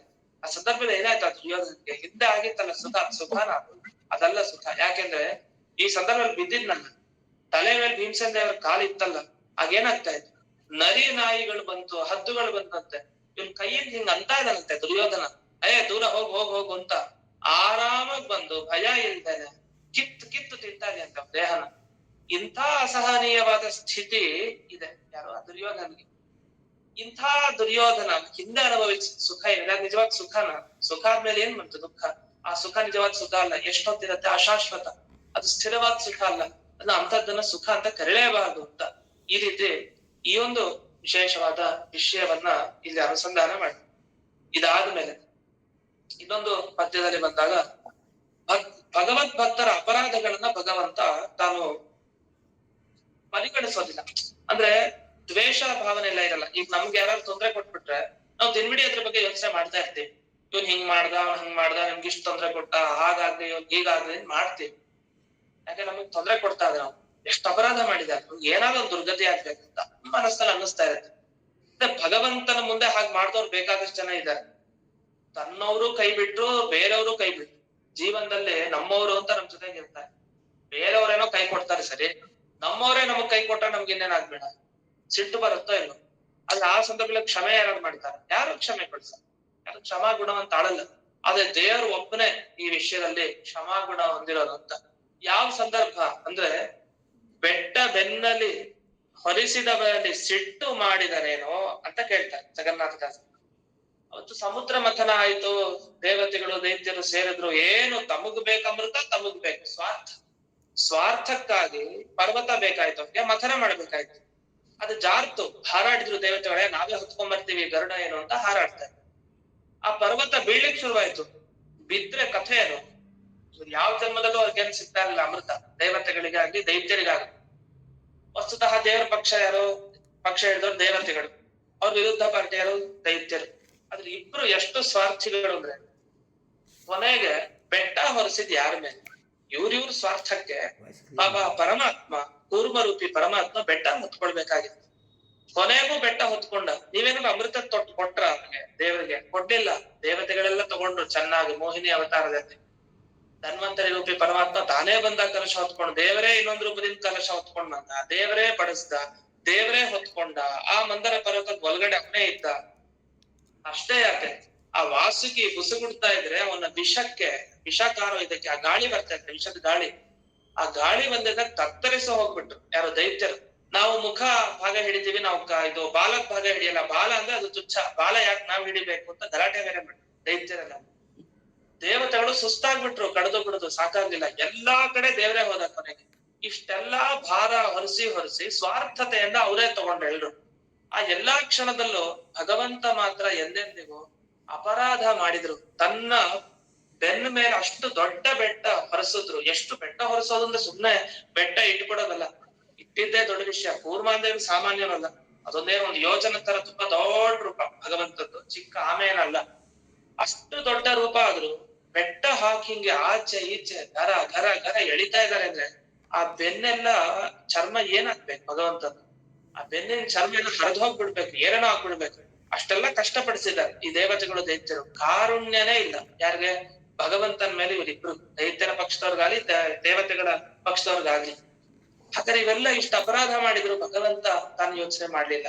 ಆಗ್ಲೇ ನನ್ನ ಮಕ್ಕಳು ತಾನೆ, ನನ್ನ ಸೃಷ್ಟಿಯಲ್ಲಿ ಬಂದವ್ರು ತಾನೆ, ಸಿಗಲಿ ಅಮೃತ ಅಂತ ಅದೇ ಭಾವನೆಯಲ್ಲಿ ಭಗವಂತ ಇದ್ದ. ವಸ್ತುತಃ ಭಾಗವತ ಅಲ್ಲಿ ಹೇಳುತ್ತೆ ತುಂಬಾ ಚೆನ್ನಾಗಿ. ಅದು ಕೂರ್ಮರೂಪಿ ಪರಮಾತ್ಮನಿಗೆ ಈಗ ಹೇಗೆ ಅಂದ್ರೆ, ಇಲ್ಲೊಂದು ಮಾತು ಹೇಳ್ತಾರೆ, ಮುಂದೆ ಇನ್ನೊಂದು ಪದ್ಯದಲ್ಲಿ ಹೇಳ್ತಾರೆ ಕರುಣಾಸಂಧಿಗೆ. ಈಗ ನೆವೆ ಆಗ್ತಾ ಇದೆ ಅಂದ್ರೆ ಕೈ ಏನ್ ಮಾಡುತ್ತೆ, ತಕ್ಷಣ ಆ ನೆವೆ ಆಗೋ ಜಾಗಕ್ಕೆ ಹೋಗುತ್ತೆ ತಕ್ಷಣ. ಯಾಕೆ? ನೆವೆ ಹೋಗಿಸ್ಕೊಳ್ಳಿಕ್ಕೆ. ದೇವ್ರು ಹಾಗೆ ಅಂತೆ. ಮತ್ತೆ ಕಣ್ಣಿನ ರೆಪ್ಪೆ ತರ ದೇವ್ರು ಅಂತ ಹೇಳ್ತಾರೆ. ಎಲ್ಲೋ ದೂರದಲ್ಲಿ ಇಲ್ಲ, ಹತ್ರದಲ್ಲೇ ತಕ್ಷಣ ಬಂದ್ಬಿಡ್ತಾನಂತೆ. ಅದು ಎಲ್ಲಿದೆಯೋ ಹಾಗೆ ಬಂದ್ಬಿಡ್ತಾನಂತೆ. ಹೇಗ್ ಕೈ ಸಹಜವಾಗಿ ಬರುತ್ತೋ ನೆವೆ ಆಗ್ತಾ ಇದೆ, ಹೇಗ್ ಕಣ್ಣಿನ ರೆಪ್ಪೆ ಹೇಗೆ ಕಣ್ಣನ್ ರಕ್ಷಣೆ ಮಾಡುತ್ತಾರೆ, ಯಾರು ಆಪತ್ ಬಂದ್ರೆ ತಕ್ಷಣ ಆ ರೆಪ್ಪೆ ರಕ್ಷಣೆ ಮಾಡುತ್ತಲ್ಲ, ಹಾಗೆ ದೇವ್ರಿದ್ದಾನೆ ಅಂತ ಒಂದು ಭಾಗ ಬರುತ್ತೆ.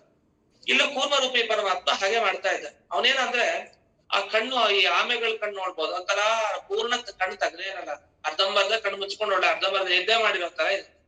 ಈ ಕೂರ್ಮರೂಪಿ ಪರಮಾತ್ಮನಿಗೆ ನಿದ್ದೆ ಬರ್ತಾ ಇದೆ ಅಂತೆ. ನಿದ್ದೆ ಬಂದಾಗ ಮತ್ತೆ ಎಚ್ಚರಿಸೋ ತರ ಆಗ್ತಾ ಇದೆ ಅಂತೆ. ಏನು? ಈ ಮಂದರ ಪರ್ವತ ಆಚೆ ಈಚೆ ಹಿಂಗ್ ಎಳಿತಾ ಇದಾರ, ಎಳೆದಾಗ ಸ್ವಲ್ಪ ಹಿಂಗ್ ಎಚ್ಚರ ಆಗ್ತಾ ಇದೆ ಅಂತೆ. ಅದ್ರಲ್ಲೂ ಏನಂದ್ರೆ ನೆವೆ ಆಗ್ತಾ ಇದೆ ಅಂತೆ ಕೂರ್ಮರೂಪಿ ಪರಮಾತ್ಮನಿಗೆ, ಬೆನ್ನಿಗೆ ನೆವೆ ಆಗತ್ತೆ. ಪ್ರಾಣಿಗಳಿಗೆ ನೆವೆ ಆದ್ರೆ ಎರಡು ಮನುಷ್ಯರೇ ಬಂದದಕ್ಕೆ ಏನಾರು ಮಾಡ್ಬೇಕು, ಅದಕ್ಕೆ ಕೈ ಕಾಲು ಇರುತ್ತೆ. ಆ ತರ ಕಾಲಿದ್ರು ಕೈ ಇಲ್ವಲ್ಲ, ಕೈಯಿಂದೇನೋ ಆ ನೆವೆನ ಪರಿಹಾರ ಮಾಡ್ಕೊಳ್ಳಿಕ್ ಸಾಧ್ಯ ಇಲ್ಲ. ಅದಕ್ಕೆ ಕೂರ್ಮರೂಪಿ ಪರಮಾತ್ಮನಿಗೆ ಹಾಗೆ ಅನ್ನಿಸ್ತಾ ಇತ್ತಂತೆ. ಅದಕ್ಕೆ ಇವ್ರು ಹಿಂಗ್ ಮಾಡ್ತಾ ಇರೋದು ಅದು ನೆವೆ ಪರಿಹಾರ ಮಾಡ್ಕೊಳ್ಳೋ ತರ ಆಯ್ತಂತೆ. ಆರಾಮಾಗಿದ್ದ ಕೂರ್ಮರೂಪಿ ಅಂತ, ಅವ್ನಿಗೇನ್ ತೊಂದ್ರೆ ಆಗ್ಲಿಲ್ಲ. ಪರಮಾತ್ಮನಿಗೆ ಅಂತ ಯೋಚನೆ ಮಾಡೋ ಅವಶ್ಯಕತೆ ಇಲ್ಲ. ಆದ್ರೆ ತಮ್ಮ ಸ್ವಾರ್ಥಕ್ಕಾಗಿ ಇಷ್ಟೊಂದು ಅಪರಾಧ ಮಾಡಿದ್ರು ದೇವರು ಸಹಿಸ್ಕೊಂಡಲ್ಲ, ಇದನ್ನ ಮೆಚ್ಚಬೇಕು ಅಂತ. ಇದೊಂದು ವಿಷಯ. ಇನ್ನೊಂದು, ಕೃಷ್ಣಾವತಾರದಲ್ಲಿ ದೇವೇಂದ್ರ ಮಾಡಿದ ಘಟನೆ. ಬೆಟ್ಟ ಬೆನ್ನಲ್ಲಿ ಹೊರಿಸದವರಂತೆ. ಸರಿ, ಬೆನ್ನ ಮೇಲೆ ಹೊರಿಸೋದಿಲ್ಲೇ, ಒಂದು ಕೈಯ ಬೆರಳಿನಲ್ಲೇ ಹೊರಿಸ್ಬಿಟ್ಟಲ್ಲ ಇಂದ್ರದೇವರು. 7 ದಿವಸ ಹೊರಬೇಕ ಪರಮಾತ್ಮ ಗೋವರ್ಧನ ಪರ್ವತ. ಇಡೀ ದೇವತೆಗಳೇ ಅನುಗ್ರಹ ಮಾಡಿದ ಅಂತ ಸ್ವರ್ಗಲೋಕಾಧಿಪತಿ, ಸ್ವರ್ಗದಲ್ಲಿ ಇಂದ್ರದೇವರು ಶಾಶ್ವತವಾಗಿ ಇರ್ಬೇಕು ಅಂದ್ರೆ ಭಗವಂತನ ಅನುಗ್ರಹ ಎಷ್ಟಿರ್ಬೇಕು ಅಂತವರಿಗೆ. ಒಳ್ಳೆದಪ್ಪ, ಹುಷಾರಾಗಿದೆ. ನಾನು ಏನಾಯ್ತ ಪಾಪ ಇದ್ದಕ್ಕಿದ್ದ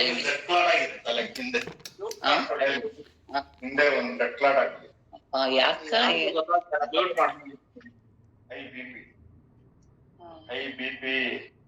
ಡಿಸ್ಚಾರ್ಜ್ ಆಯ್ತಾ?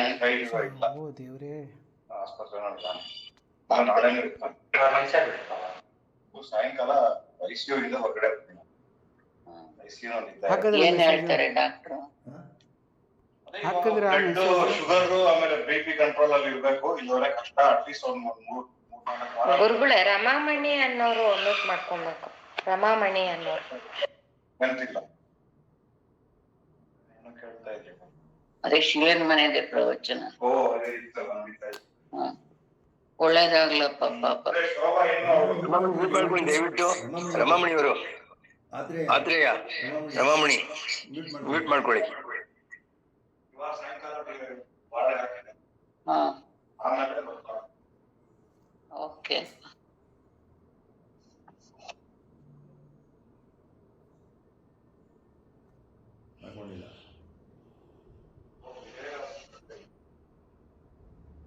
ಹೀಗೆ ಭಗವಂತನ ಒಂದು ವಿಶೇಷವಾದ ಕಾರುಣ್ಯ ಏನಿದೆ ಅದನ್ನ ವರ್ಣಿಸ್ತಾ ಬಂದ.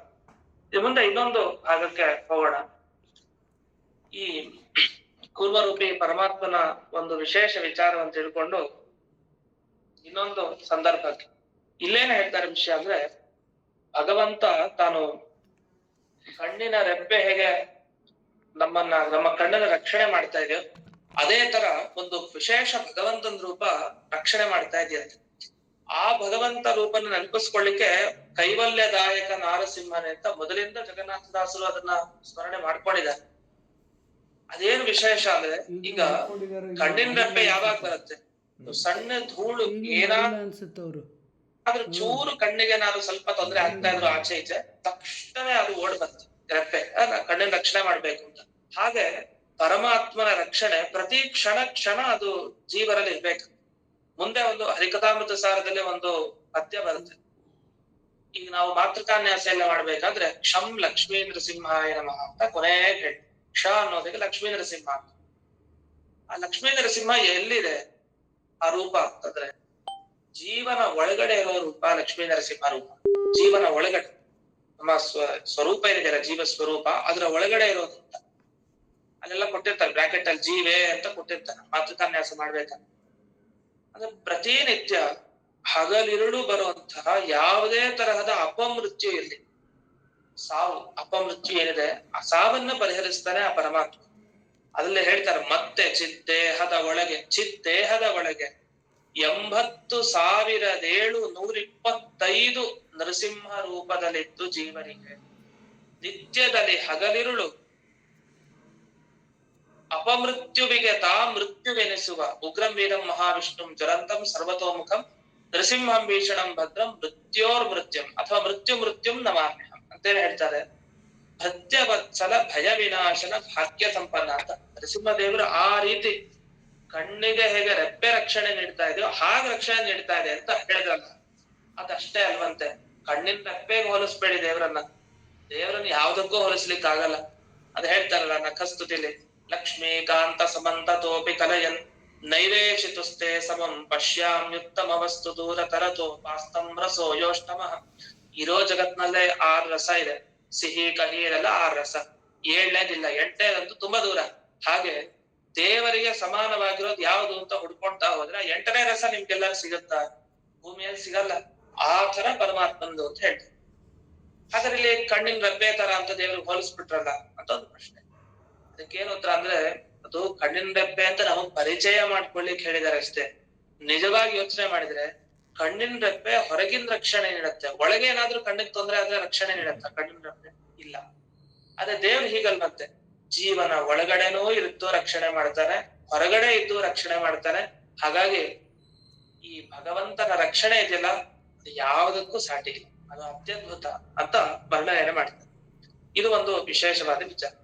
ಇದಾದ್ಮೇಲೆ ಹಿಂದಿನ ಇನ್ನೊಂದು ಪದ್ಯದಲ್ಲಿ ಭಗವಂತ ತಾನು ಒಲಿಯೋದು ಎಂಥವರಿಗೆ ಅಂದಾಗ, ಯಾರಿಗೆ ಭಕ್ತಿ ಇದೆಯೋ ಅಂಥವರಿಗೆ ಭಗವಂತ ಒಲಿತಾನೆ. ಭಕ್ತಿ ಪಾಶದಿಂದ ದೇವರನ್ನ ನಾವು ಒಲಿಸ್ಕೊಳ್ಬೇಕು ಅಂತ. ಯಾಕಂದ್ರೆ ಅವನು ಭಕ್ತಾಧೀನ ಅಂತ ಪ್ರಸಿದ್ಧಿ ಪಡೆದಿದ್ದಾನೆ. ಯಾವಾಗ್ಲೂ ನಮ್ಮ ನೆರಳು ನಮ್ ಜೊತೆಗೆ ಹೇಗಿರತ್ತಲ್ಲ ಹಾಗೆ ದೇವರು ನಮ್ಮ ಜೊತೆ ಕ್ಷಣನೂ ಇರ್ತಾನೆ, ರಕ್ಷಣೆ ಮಾಡ್ತಾನೆ ಅಂತ. ಗೋಪಾಲದಾಸರು ಒಂದು ಭಗವಂತನ ಬಗ್ಗೆ ವರ್ಣನೆ ಮಾಡ್ತಾ ಹೇಳ್ತಾರೆ. ಅವರ ಚಿಂತನೆ ಇದೆಯಲ್ಲ ಅದನ್ನ ನಾವು ನೆನಪಿಸ್ಕೊಳ್ಬೇಕು. ಎಷ್ಟು ಚೆನ್ನಾಗಿದೆ ಅಂದ್ರೆ, ಈಗ ಭಗವದ್ಭಕ್ತನ ಅನುಗ್ರಹ ಮಾಡ್ತಾನಲ್ಲ ಭಗವಂತ, ಯಾಕೆ ಅನುಗ್ರಹ ಮಾಡ್ತಾನೆ, ಯಾವಾಗ ಅನುಗ್ರಹ ಮಾಡ್ತಾನೆ ಅಂದ್ರೆ, ಅದು ಕ್ಷಣ ಯಾವಾಗ್ಲೂ ಭಗವಂತನ ನಾಮಸ್ಮರಣೆ ಮಾಡ್ತಾ ಇರ್ಬೇಕು. ಅದು ಒಂದ್ಸರಿ ಹೇಳ್ತಾರೆ ಏನಂದ್ರೆ, ಇಲ್ಲೇ ಹರಿಕಥಾಮೃತ ಸರಿ ಈ ಸಂಧಿಯಲ್ಲೇ ಬರ್ತಾ, ಈ ನಾರದರು ಯಮಲೋಕಕ್ಕೆ ಹೋಗ್ತಾರೆ. ಯಮಲೋಕಕ್ಕೆ ಹೋದಾಗ ಅವ್ರಿಗೆ ದುಃಖ ಆಗ್ಬಿಡುತ್ತೆ. ಎಲ್ಲ ನರಕದಲ್ಲಿರೋರು ನೋಡ್ತಾರೆ, ತುಂಬಾ ದುಃಖ ಆಗ್ಬಿಡುತ್ತೆ. ಇವ್ರನ್ನ ಉದ್ಧಾರ ಮಾಡ್ಬೇಕಲ್ಲ ನಾನು ಏನಾದ್ರೂ ಮಾಡಿ. ಒಂದು ದೊಡ್ಡ ಬಂಡೆ, ಕಲ್ಲು ಬಂಡೆ, ಅದ್ರ ಮೇಲಕ್ಕೆ ಹೋಗಿ ನಿಂತ್ಕೊಳ್ತಾರೆ ನಾರದರು. ಅವ್ರು ವೀಣೆ ಇಟ್ಕೊಳ್ತಾರೆ, ಉಚ್ಚೈಹಿ ಜೋರಾಗಿ ನಾಮೋಚ್ಚಾರಣೆ ಮಾಡ್ಲಿಕ್ಕೆ ಶುರು ಮಾಡ್ತಾರೆ. ರಾಮ ರಾಮ ಎಲ್ಲ ಶುರು ಮಾಡ್ತಾರೆ, ಕೃಷ್ಣ ಕೃಷ್ಣ ಗೋವಿಂದ ಹರೇ ಅನೇಕ ನಾಮ ಉಚ್ಚಾರಣೆ ಮಾಡ್ಲಿಕ್ಕೆ ಶುರು ಮಾಡ್ತಾರೆ. ರಾಮ ರಾಮ ರಾಮ ಅಂತ ಉಚ್ಚಾರಣೆ ಮಾಡ್ತಾರೆ. ಎಷ್ಟೋ ಜನ ಯಾರ್ಯಾರು ಕೇಳಿದವರು ಆ ಕ್ಷಣದಲ್ಲೇ ಅವ್ರಿಗೆ ಸ್ವರ್ಗ ಆಗುತ್ತೆ.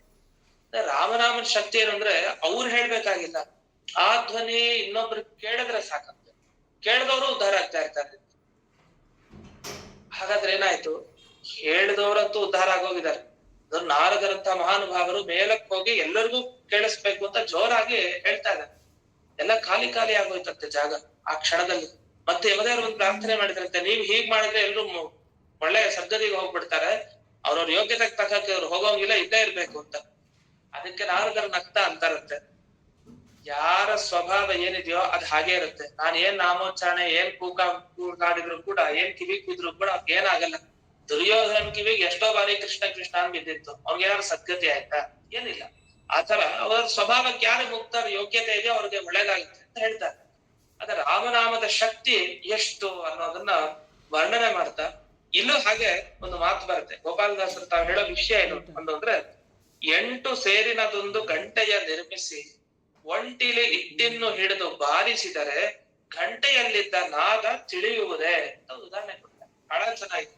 ಏನಂದ್ರೆ ಗಂಟೆ 8 ಸೇರಿನ ಭಾರಿ ಗಂಟೆ ಮಾಡಿಸ್ದ.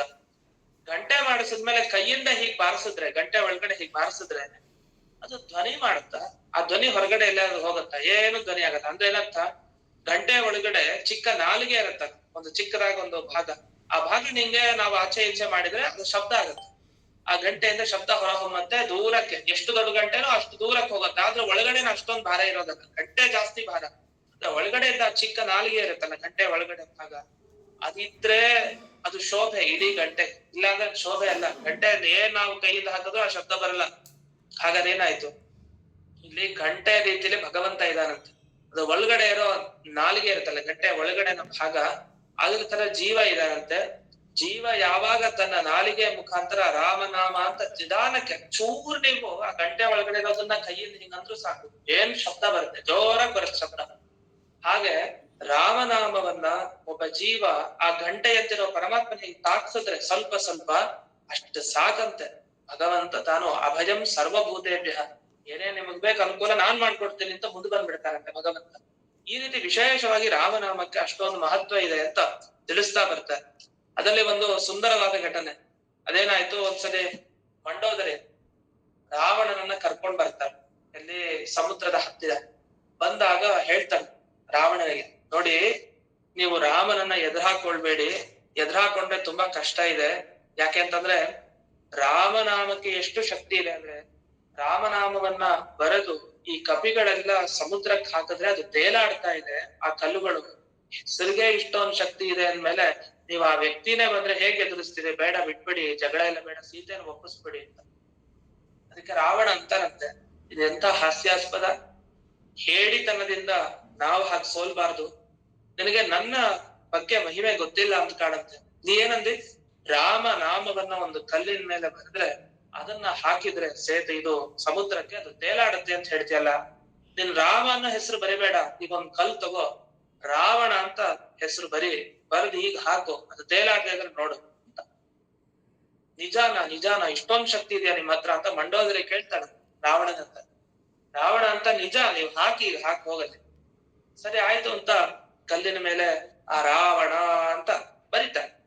ಬರೆದು ಸಮುದ್ರದ ಆ ಇದಕ್ಕೆ ದಡಕ್ಕೆ ಎಸಿತಾಳೆ, ತೇಲತ್ತ ನೋಡೋಣ. ಆಶ್ಚರ್ಯ, ತೇಲಾಡ್ಲಿಕ್ಕೆ ಶುರುವಾಯ್ತು. ನಾವ್ ಅನ್ಕೊಳ್ತೀವಿ ರಾಮನಾಮ ಶಕ್ತಿ ಎಲ್ಲೋ ಆಯ್ತಾ, ರಾವಣ ನಾಮಕ್ಕೂ ಅಷ್ಟೊಂದು ಶಕ್ತಿ ಇದೆಯಲ್ವಾ ಅಂತ. ಅದಕ್ಕೆ ಬಹಳ ಆಶ್ಚರ್ಯ ಆಗ್ಬಿಡ್ತಾರ ಮಂಡೋದರಿಗೆ, ಅಯ್ಯೋ ನನ್ನ ಗಂಡನಿಗೆ ಇಷ್ಟೊಂದು ಶಕ್ತಿ ಇದೆಯಾ ಅಂತ. ಸರಿ ಅವತ್ತೇನೋ ವಾಪಸ್ ಹೋಗ್ಬಿಡ್ತಾರೆ. ಹೋದಾಗ ಏಕಾಂತದಲ್ಲಿ ಇರ್ತಾರಲ್ಲ, ಅವಾಗ ಕೇಳ್ತಾರ, ನಿಜ ಹೇಳಿ ನಿಮ್ಮ ಹೆಸರಿಗೆ ಅಷ್ಟೊಂದು ಶಕ್ತಿ ಇದೆಯಾ ಹೇಳಿ.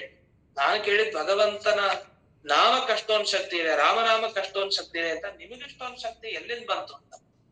ಅದಕ್ಕೆ ಅವ್ನು ಹೇಳ್ತಾನಂತೆ, ನಿಂಗ್ ನಿಜ ಹೇಳ್ಬೇಕಂತ. ನಿಜ ಹೇಳ್ಬೇಕು ಅಂದ್ರೆ ಹೇಳ್ತೀನಿ ಕೇಳು. ಏನು ನೋಡು, ನಿಜ ಹೇಳ್ಬೇಕು ಅಂದ್ರೆ ನೀನ್ ಯಾವಾಗ ರಾವಣ ಅಂತ ನನ್ನ ಹೆಸರು ಬರ್ದಿಯಲ್ಲ ಕಲ್ ಮೇಲೆ, ನೀನ್ ಎಸಿಬೇಕಾದ್ರೆ ನನ್ನ ನೋಡ್ದ್ಯಾ ನೀನು? ಇಲ್ಲ, ನೋಡ್ಲಿಲ್ಲ. ನಾನು ಕಣ್ಣು ಮುಚ್ಕೊಂಡಿದ್ದೆ, ಕಣ್ಣು ಮುಚ್ಕೊಂಡು ಮನಸ್ನಲ್ಲಿ ಒಂದು ಅನ್ಕೊಂಡೆ, ಅದನ್ನ ಹೇಳ್ತೀನಿ ಕೇಳು. ಏನಾದ್ರೂ ಇವಳು ಎಸ್ದಿರೋ ಕಲ್ಲು ತೇಲಾಡದೆ ಇದ್ರೆ ರಾಮನ್ ಮೇಲಿನ ಆಣೆ ಅಂತ ಅನ್ನಂತ ಮನಸ್ಸನ್ನ ಅನ್ಕೊಂಡಿದ್ದ. ಇದು ಅಂದಿದ್ದನ್ನ ಕೇಳಿ ಮಂಡೋದರಿಗೆ ಅನಿಸ್ತು, ನನ್ನ ಗಂಡನ ಕಥೆ ಇಷ್ಟೇ, ಇವನ ಮಹಿಮೆ ಇಷ್ಟೇ ಗೊತ್ತಾಯ್ತು, ಮತ್ ಯಾಕೆ ವಿರೋಧ ಕಟ್ಕೊಳ್ತೀರಿ? ಅದು ಕೆಟ್ಟ ಸ್ವಭಾವ.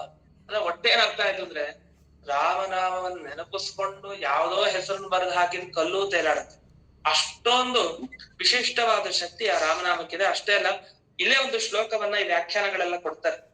ನಾವೆಲ್ಲ ಅಗ್ರತೋ ನಾರಸಿಂಹಶ್ಚ ಪೃಷ್ಠತೋ ಗೋಪಿನಂದನ ಉಭಯೋ ಪಾರ್ಶ್ವಯೋ ರಾಸ್ತಾಂ ಸಶರೋ ರಾಮ ಲಕ್ಷ್ಮಣೋ ಅಂತ ಪ್ರತಿನಿತ್ಯ ಹೊರಗಡೆ ಹೋಗ್ಬೇಕಾದ್ರೆ ಮುಂದೆ ನರಸಿಂಹ, ಹಿಂದೆ ಕೃಷ್ಣ, ಆಚೆ ಈಚೆ ರಾಮ ಲಕ್ಷ್ಮಣ ಚಿಂತನೆಯನ್ನ ಮಾಡ್ಕೊಂಡು ಹೋಗ್ತೀವಿ. ಈ ಚಿಂತನೆಯನ್ನ ಏನ್ ಮಾಡ್ಬೇಕು ಅದರ ಬಗ್ಗೆ ಇಲ್ಲಿ ಉಲ್ಲೇಖ ಮಾಡ್ತಾ ಹೋಗ್ತಾರೆ. ಅದ್ ಯಾಕಿದ್ರೆ ಹೇಳಿದೆ ಅಂದ್ರೆ, ಒಬ್ಬ ಈ ಭಗವತ್ ಭಕ್ತನ ಒಂದು ಘಟನೆ ಇದೆ. ಈ ಹರಿಕಥಾಮೃತ ಸಾರದ ಇದ್ರಲ್ಲೇ ಇದೆ ಪುಸ್ತಕದಲ್ಲಿ ಎಲ್ಲೇನ್ ಕೊಟ್ಟಿದ್ದಾರೆ ಅಂತ ಒಂದು ಘಟನೆ. ಒಬ್ಬ ಭಕ್ತ ತಾನು ಈ ರಾಮ ಲಕ್ಷ್ಮಣ ದೇವಸ್ಥಾನ ಮಾಡಿಸ್ಬೇಕಾಗಿರುತ್ತೆ. ಆ ದೇವಸ್ಥಾನವನ್ನ ಮಾಡಿಸ್ಬೇಕು ಅಂತ ಅವನು ಒಬ್ಬ ರಾಜ ತುರುಷ್ಕ, ಅವನು ನಮ್ಮವನ ಹಿಂದೂ ರಾಜ ಅಲ್ಲ, ತುರುಷ್ಕ ರಾಜ. ಆ ರಾಜನ ಗೊತ್ತಿಲ್ಲದೆ ಇರೋ ತರ ರಾಜ್ಯದ ಒಂದಿಷ್ಟು ದುಡ್ಡು, ಖಜಾನೆ ಇರೋ ದುಡ್ಡನ್ನ ತಗೊಂಡ್ಬಿಡ್ತಾನೆ.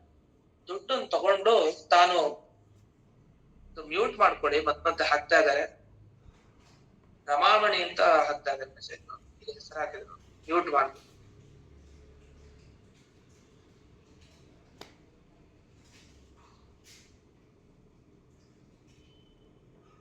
ಈ ರಾಜನ ಖಜಾನೆಯಲ್ಲಿರುವಂತಹ ದುಡ್ಡು, ಆ ಎಲ್ಲ ದುಡ್ಡನ್ನು ತಗೊಂಡ್ಬಿಟ್ಟ. ತಗೊಂಡು ಈ ರಾಮ ಲಕ್ಷ್ಮಣರ ಒಂದು ದಿವ್ಯವಾದ ದೇವಸ್ಥಾನ ಕಟ್ಟಿಸ್ದ. ಅವನು ಗೊತ್ತಾಗೋಯ್ತು ಈ ದುಡ್ಡನ್ನು ಇವನು ತಗೊಂಡಿದ್ದಾನೆ, ಅದು ದೇವಸ್ಥಾನ ಕಟ್ಟಿಸ್ಲಿಕ್ಕೆ. ಸಿಟ್ಟು ಬಂತು, ಜೈಲಿಗೆ ಹಾಕಿದ್ರಂತ ಆ ಭಕ್ತ. ತುಂಬಾ ಕಾಟವನ್ನ ಕೊಡ್ಲಿಕ್ಕೆ ಶುರು ಮಾಡಿದ್ರು. ಅವನಿಗೆ ಆ ಹಿಂಸೆ ತಡಿಲಿಕ್ಕೆ ಆಗ್ತಾ ಇಲ್ಲ. ಇನ್ನೊಂದ್ ಸ್ವಲ್ಪ ದಿವಸ ಆಗಿದೆ, ಅವ್ನ ಕಥೆನೆ ಮುಗ್ದೋಗಿರೋದು. ಅಷ್ಟೊತ್ತಿಗೆ ಇಬ್ರು ಬಂದ್ರಂತೆ, ದಿವ್ಯ ತೇಜಸ್ವಿ ವ್ಯಕ್ತಿಗಳು ಬಂದು ಅವರು, ನೋಡಪ್ಪ, ಈ ಅದ್ರ ದೇವಸ್ಥಾನದ ಏನೇನ್ ದುಡ್ಡಿದೆ ಅದೆಲ್ಲ ನಿನಗ್ ಕೊಟ್ಟಿದೀವಿ, ಅವ್ನ ಬಿಡಿಸ್ಬಿಡು. ಅವ್ನು ದುಡ್ಡು ಬೇಕಾಗಿತ್ತು, ಅಷ್ಟೋ ದುಡ್ಡು ಅವನಿಗೆ ಸೇರಿತು, ಮತ್ತದನ್ನ ಬಿಟ್ಟು ಹೋಯ್ತು. ಅದ್ ಬಂದವ್ರು ಯಾರು ಅಂತ, ಬಂದು ಕೊಟ್ಟಿದ್ದ ಇಬ್ರು ತೇಜಸ್ವಿ ವ್ಯಕ್ತಿಗಳು ಯಾರಂದ್ರೆ ರಾಮ ಲಕ್ಷ್ಮಣರೇ ಬಂದಿದ್ರು. ಆ ರೂಪದಲ್ಲಿ, ಇನ್ನೊಂದು ರೂಪದಲ್ಲಿ ಬಂದು ಕೊಟ್ಟು, ನೀವು ಆ ಭಕ್ತ ಏನ್ ಮಾಡ್ದ, ಕದ್ದು ಆ ದುಡ್ಡನ್ನ ತಾನು ದೇವರಿಗೋಸ್ಕರ ನಿರ್ಮಾಣ ಮಾಡಿಸ್ದ. ಭಗವಂತ ಅಂದ, ನನಗೋಸ್ಕರ ಇವನು ಎಷ್ಟೊಂದು ಕಷ್ಟಪಟ್ಟಿದ್ದಾನೆ, ನಾನು ಇದನ್ನ ತೀರಿಸ್ತೀನಿ ಅಂತ ತಾನೇ ಲಕ್ಷ್ಮಣನ ಜೊತೆಗೆ ಬಂದು ತೀರಿಸಿದ ಅಂತ ಇನ್ನೊಂದು ಘಟನೆಯನ್ನ ಹೇಳ್ತಾರೆ. ಇಷ್ಟೇ ಅಲ್ಲದೇನೆ ವಿಠಲನ ಒಂದು ಘಟನೆನೂ ಇದೆ.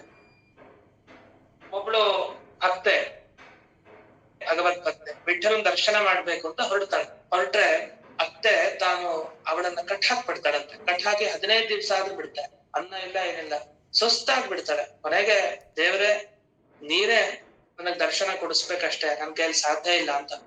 ಅಷ್ಟೊತ್ತಿಗೆ ಏನಂದ್ರೆ ಬಂದು ಆಕೆಯನ್ನ ಬಿಡಿಸ್ತಾನ ಭಗವಂತ. ಹೋಗು, ನೀನ್ ದರ್ಶನಕ್ ಹೋಗು ಅಂತ. ದರ್ಶನಕ್ ಹೋಗ್ಬಿಡ್ತಾಳು. ಹೇಗ್ ಇದಾಯ್ತು ಏನೋ, ಸರಿ ಓಡ್ ಹೋಗ್ತಾಳೆ. ಆಮೇಲೆ ಇಲ್ಲಿ ಕಟ್ಟ ಹಾಕಿಸ್ಕೊಂಡಿರ್ತಾರಂತೆ, ದೇವರೇ ಕಟ್ಟ ಹಾಕಿಸ್ಕೊಂಡಿರ್ತಾರಂತೆ. ಅವಳ ರೂಪದಲ್ಲಿ ಬಂದು ಮನೇಲಿ ಇರ್ತಾಳೆ. ಅತ್ತೆಗೆ ಗೊತ್ತೇ ಆಗ್ಲಿಲ್ಲ, ಇವಳೋಗ್ ದರ್ಶನ ಮಾಡ್ಕೊಂಡಿಲ್ಲ, ವಾಪಸ್ ಬರೋವರೆಗೂ ಗೊತ್ತಾಗ್ಲಿಲ್ಲ. ಬಂದ ಮೇಲೆ ಅರ್ಥ ಆಯ್ತು, ಹಾಗಾದ್ರೆ ಕಟ್ಟ ಹಾಕಿದ್ ಯಾರು ಅಂತ. ಅಲ್ಲಿ ಕಟ್ಟ ಹಾಕಿದವ್ರು ಯಾರು ಕಾಣಿಸ್ತಾರೆ, ಅದು ಭಗವಂತ ಅಂತೆ, ವಿಠಲ. ಅಂದ್ರೆ ಈ ತರ ಭಗವಂತನ ನಾಮಸ್ಮರಣೆ ಮಾಡೋರ್ಗೆ, ಪೂರ್ಣ ಭಗವಂತನಿಗೆ ಅರ್ಪಿಸಿದವ್ರಿಗೆ ಭಗವಂತ ಎಂದಿಗೂ ಕೂಡ ತಾನು ಕೈಯನ್ನ ಇಟ್ಟಿಲ್ಲ ಅಂತ. ಅದನ್ನೇ ವಿಶೇಷವಾಗಿ ಈ ತರನು ಶ್ಲೋಕವನ್ನ ಹೇಳ್ತಾರೆ. ನಾವು ತಿಳ್ಕೊಳ್ಳೋ ಶ್ಲೋಕ ಅಗ್ರತೋ ನರಸಿಂಹಶ್ಚ ಅಂತ. ಇನ್ನೊಂದು ಅಗ್ರತಃ ಪೃಷ್ಠತಶ್ಚೈವ ಪಾರ್ಶ್ವಯೋಶ್ಚ ಮಹಾಬಲವು ಆಕರ್ಣ ಪೂರ್ಣ ಧನ್ವಾನೋ ರಕ್ಷೇತಾಂ ರಾಮ ಲಕ್ಷ್ಮಣೋ ಅಂತ ಇನ್ನೊಂದು ಶ್ಲೋಕ ಇದೆ. ಇದಕ್ಕೇನ್ ಅರ್ಥ ಅಂದ್ರೆ, ಈಗ ತಂದೆ ತಾಯಿಯ ಉದಾಹರಣೆ ಕೊಡ್ತಾರೆ. ತಂದೆ ತಾಯಿ ಎಲ್ಲಿಂದ ರಕ್ಷಣೆ ಮಾಡ್ಬೋದು, ನಿಮ್ಗೆ ಮುಂದಿರ್ಬೋದು, ಆ ಕಡೆ ಅವ್ರಿರೋವರೆಗೂ, ಅವ್ರು ಬದುಕಿರೋವರೆಗೂ ನಿಮ್ ರಕ್ಷಣೆ ಮಾಡ್ಬೋದು. ಆದ್ರೆ ದೇವ್ರು ಹಾಗಲ್ಲ, ಮುಂದೆ ಹಿಂದೆ ಪಕ್ಕ ಆಚೆ ಮೇಲೆ ಒಳಗಡೆ ಎಲ್ಲಾ ಕಡೆ ಇರ್ತಾನೆ. ಎಲ್ಲಾ ಕಡೆ ಇದ್ದು ಆ ದೇವರು ರಕ್ಷಣೆ ಮಾಡ್ತಾನೆ. ಅದು ಹೇಗೆ ಅಂದ್ರೆ, ಬಿಲ್ಲಿನ ಹೆದೆಯನ್ನ ಕಿವಿವರೆಗೆ ಸೆಳೆದು ನಿಂತ್ಕೊಂಡಿದ್ದಾನಂತೆ. ಒಂದು ಕ್ಷಣ ಯಾರಾದ್ರೂ ಆಚೆ ಬಂದ್ರೆ ಅವನ ಕಥೆ ಮುಗೀತು. ಅಂಥ ರಾಮ ಲಕ್ಷ್ಮಣನ್ ನಮ್ಮನ್ನ ಕಾಪಾಡ್ಲಿ ಅಂತ ನಿರಂತರವಾಗಿ ಪ್ರಾರ್ಥನೆಯನ್ನ ಮಾಡ್ತಾ ಇರ್ಬೇಕು ಅಂತ. ಇದನ್ನೇ ತಂದೆ ತಾಯಿಗಳು ತಮ್ಮ ಶಿಶುವಿಗೆ ಬಂದ ಭಯಗಳ ಪರಿಹರಿಸಿ ನಿಜ ಮಂದಿರದಿ, ಮನೆಯಲ್ಲಿ ತಂದೆ ತಾಯಿ ಎಲ್ಲ ಮಾಡ್ಬೋದು, ಆದ್ರೆ ತನ್ನ ಮನೆಯಲ್ಲಿದ್ದಾಗ ಮಕ್ಕಳನ್ನ ಚೆನ್ನಾಗಿ ನೋಡ್ಕೊಳ್ಬೋದು. ಹೊರಗಡೆ ಹೋದ್ರೆ ಯಾರು ನೋಡ್ಕೊಳ್ತಾರೆ, ಕಥೆ ಏನು, ಆ ದೇವರೇ ಬರ್ಬೇಕು, ಇದ್ಯಾರು ಬರೋ ಹಾಗಿಲ್ಲ ಅಂತ. ಇನ್ನೊಂದು ಇದೇ ಕರುಣಾ ಸಂಧಿಯಲ್ಲಿ ಒಂದು ಉದಾಹರಣೆಯನ್ನು ಕೊಡ್ತಾರೆ. ಏನ್ ಉದಾಹರಣೆ ಅಂದ್ರೆ, ಒಬ್ಬ ರಾಜ, ನೀವು ಚೆನ್ನಾಗಿ ಒಬ್ಬರ ಹತ್ರ ಹೊಗಳಿದ್ರೆ ಅವ್ರ ಹತ್ರ ಏನೇನಿದೆಯೋ ಕೊಟ್ಬಿಡ್ತಾನೆ. ಏನ್ ಕೊಡ್ತಾನೆ, ನಿಮ್ಗೆ ಮನೆ ಬೇಕಾ, ದುಡ್ಡು ಬೇಕಾ, ಏನ್ ಬೇಕೆಲ್ಲ ಕೊಡ್ತಾನೆ ಒಬ್ಬ ರಾಜ. ಆದ್ರೆ ದೇವರ ಕಾರುಣ್ಯ ಎಷ್ಟು ದೊಡ್ಡದು ಅಂದ್ರೆ, ರಾಜನ ಹತ್ರ ಏನ್ ಕೇಳ್ಬೋದು ನೀವು, ಸ್ವರ್ಗ ಕೊಡಿ ಅಂದ್ರೆ ಕೊಡ್ತಾನ, ಮೋಕ್ಷ ಕೊಡುದ್ರೆ ಕೊಡ್ತಾನ, ಅನಂತಾಸನ ಶ್ರೀರಂಗ ವೈಕುಂಠ ಕೊಡುದ್ರೆ ಕೊಡ್ತಾನ, ಸುಖ ನನ್ ದುಃಖನೇ ಆಗ್ಬಾರ್ದು ಅಂದ್ರೆ ಅದು ಕೊಡ್ತಾನ. ಅದೆಲ್ಲ ಕೊಡ್ಲಿಕ್ಕೆ ಆಗಲ್ಲ, ಅವನಿಗೊಂದು ಲಿಮಿಟ್ ಇದೆ ಅಂತ, ಇತಿಮಿತಿ ಇದೆ ಅಷ್ಟೇ. ಆದ್ರೆ ನಮ್ಮ ದೇವರು ಹಾಗಲ್ಲ. ಅವನ ಕಾರುಣ್ಯ ಎಷ್ಟು ಅಂದ್ರೆ, ಮತ್ತೊಮ್ಮೆ ಈ ಜೀವನಿಗೆ ದುಃಖ ಅನ್ನೋದು ಇನ್ನು ಯಾವ ಕ್ಷಣದಲ್ಲೂ ಸಿಗಬಾರ್ದು. ಶಾಶ್ವತವಾದ ಒಂದು ಪರಿಹಾರ. ಔಷಧಿ ತಗೊಳ್ಳೋರು ಶಾಶ್ವತ ಪರಿಹಾರ ಕೊಡೋ ಔಷಧಿ ತಗೊಳ್ಬೇಕಾ, ಆಗ ತಾನೇ ಇದು ಸ್ವಲ್ಪ ರಿಲೀಫ್ ಸಿಗೋ ತರ ಔಷಧಿ ಅಷ್ಟೇ ತಗೊಳ್ಬೇಕು. ಆಗ್ತಾನೆ ರಿಲೀಫ್ ಸಿಗೋ ಅಂತ ಔಷಧಿಯಿಂದ ಅದು ತಾತ್ಕಾಲಿಕ ಸುಖ, ನಿಜವಾಗಿ ಪೂರ್ಣ ರೋಗ ಹೋಗ್ಬಿಡತ್ತೆ. ಅಂಥದ್ದೇನಾದ್ರೂ ಒಂದು ಔಷಧಿ ಇದ್ರೆ ಅದಕ್ ಬೆಲೆ ಕೊಡ್ತಾರೆ ಹೊರತು ಈ ಸಣ್ಣ ಇದಕ್ ಬೆಲೆ ಯಾರು ಕೊಡಲ್ಲ. ಆ ತರ ಆಯ್ತು ಅಂತ. ಇಷ್ಟು ಇದಾದ್ಮೇಲೆ ಇನ್ನೊಂದು ಶ್ಲೋಕ, ಇದು ಪದ್ಯದಲ್ಲಿ ಭಗವಂತನ ಒಂದು ಸ್ವರೂಪ ಹೇಗಿದೆ ಅಂತ ಹೇಳ್ತಾರೆ. ದೇವರನ್ನ ಕಂಡುಹಿಡಿಯೋದು ಹೇಗೆ, ದೇವರ ಸ್ವರೂಪ ಹೇಗಿದೆ. ನಾವ್ ಅನ್ಕೊಳ್ತೀವಿ ದೇವರು ಸೂರ್ಯನ್ ತರನ, ಚಂದ್ರನ್ ತರನ, ನಕ್ಷತ್ರಗಳ ತರನ. ಇಲ್ಲ, ಎಲ್ಲ ಸಾವಿರಾರು ಚಂದ್ರ, ಸಾವಿರಾರು ಸೂರ್ಯ. ಅದು ಅಲ್ವಂತೆ. ಯಾಕೆಂದ್ರೆ ಜಗನ್ನಾಥದಾಸರು ಹೇಳೋದಿಷ್ಟು, ನೂತನ ಪದಾರ್ಥಗಳೊಳಗೆ ಬಲು ನೂತನ, ಅತಿ ಸುಂದರಕ್ಕೆ ಸುಂದರ, ರಸಕ್ಕೆ ರಸರೂಪ, ಜಾತ ರೂಪೋದರ ಭವಾದ್ಯರೊಳ ಆತತ ಪ್ರತಿಮ ಪ್ರಭಾವ, ಧರಾತಳದೊಳಮಡನೆ ಅಂತ ಮುಂದೆ ವರ್ಣನೆ ಮಾಡ್ತಾರೆ. ನಮ್ಮಪ್ಪ ಅಂತ ಕೊನೆಗೆ ಹೇಳ್ತಾರೆ. ಭಗವಂತ ಹೇಗೆ ಅಂದ್ರೆ, ನೀವು ಏನೇನು ಹೊಸ ವಸ್ತು ಅಂತ ನೋಡ್ತಾರೋ ಹೊಸದಲ್ಲಿ ಹೊಸ ರೂಪ, ಸುಂದರದಲ್ಲಿ ಸುಂದರ ರೂಪ, ರಸದಲ್ಲಿ ರಸ ಅವಂದೇ, ಇದ್ಯಾರು ಇರಲ್ಲ. ಅವಾಗ ಒಂದು ಭಾಗವತ ಪದ್ಯದಲ್ಲಿ ಹೇಳ್ತಾರೆ, ಭಗವಂತ ಅಂದ್ರೆ ಏನ್ ಗೊತ್ತಾ, ಅವನು ದೇವರಲ್ಲ, ಅವನು ದೈತ್ಯ ಅಲ್ಲ, ಅವನ್ ಮನುಷ್ಯ ಅಲ್ಲ, ಅವನ್ ಮೃಗ ಅಲ್ಲ, ಸ್ತ್ರೀನ ಅಲ್ಲ, ಪುರುಷ ಅಲ್ಲ, ನಪುಂಸಕ ಅಲ್ಲ, ಅವನು ಪ್ರಾಣಿನ ಅಲ್ಲ, ಅವನ್ ಗುಣನ ಅಲ್ಲ, ಕರ್ಮನ ಅಲ್ಲ, ಅವನ್ ಸತ್ಪದಾರ್ಥನ ಅಲ್ಲ, ಅಸತ್ಪದಾರ್ಥನ ಅಲ್ಲ. ಏನ್ ಎಲ್ಲಾ ಅಲ್ಲ ಅಂದ್ರೆ ಏನರ್ಥ? ಇದು ಗಜೇಂದ್ರ ಮೋಕ್ಷದ ಪ್ರಸಂಗದಲ್ಲಿ ಬರೋದು ಭಾಗವತ. ಅದನ್ನೇ ಇಲ್ಲಿ ತಗೊಂಡಿರೋದು ಜಗನ್ನಾಥದಾಸರು. ಏನ್ ಹೇಳ್ತಾರೆ? ಸವೈ ನ ದೇವ ಅಸುರ ಮರ್ತ್ಯ ತಿರ್ಯಕ್, ಸವೈ ನ ದೇವ ಅಸುರ ಮರ್ತ್ಯ ತಿರ್ಯಕ್. ಇದ್ಯಾವುದಲ್ಲ, ದೇವತೆ ಅಲ್ಲ, ಅಸುರ ಅಲ್ಲ, ಮನುಷ್ಯ ಅಲ್ಲ, ತಿರ್ಯಕ್ ಪ್ರಾಣಿ ಅಲ್ಲ. ನ ಸ್ತ್ರೀ ನ ಷಂಡೋ ನ ಪುಮಾನ್ ನ ಜಂತು, ಸ್ತ್ರೀ ಅಲ್ಲ, ಷಂಡ ಅಲ್ಲ, ಪುಮಾಂಸ ಅಲ್ಲ, ಜಂತು ಅಲ್ಲ. ನಾಯಂ ಗುಣ ಕರ್ಮನ ಸನ್ನ ಚಾಸನ್, ಗುಣ ಅಲ್ಲ, ಕರ್ಮ ಅಲ್ಲ, ಸತ್ತಲ್ಲ, ಸತ್ತ. ಮತ್ತೆ ಶೂನ್ಯನ ಅಂತ ಕೊನೆಗೆ ಬರುತ್ತೆ. ಏನು ಅಲ್ಲ ಅಂದ್ರೆ ಮತ್ತೆ ಇನ್ನೇನು ಶೂನ್ಯನ ಇಲ್ವಾ? ದೇವ್ರು ಇದಾನೆ. ಇದೆಲ್ಲ ಅಲ್ಲದೆ ಏನ್ ಉಳಿಯತ್ತಲ್ಲ ವಸ್ತು, ಅದೇ ದೇವ್ರು ಅಂತ. ಅದ ಅಪ್ರಾಕೃತ, ಅದನ್ನ ಯೋಚನೆ ಮಾಡ್ಲಿಕ್ಕೆ ಬರಲ್ಲ ಅಂತ. ಇದನ್ನೇ ಚೇತನ ವಿಲಕ್ಷಣ ಅಂತ ಇಲ್ಲಿ ಜಗನ್ನಾಥದಾಸರು ತಾವು ಕೊಂಡಾಡಿದ್ದಾರೆ.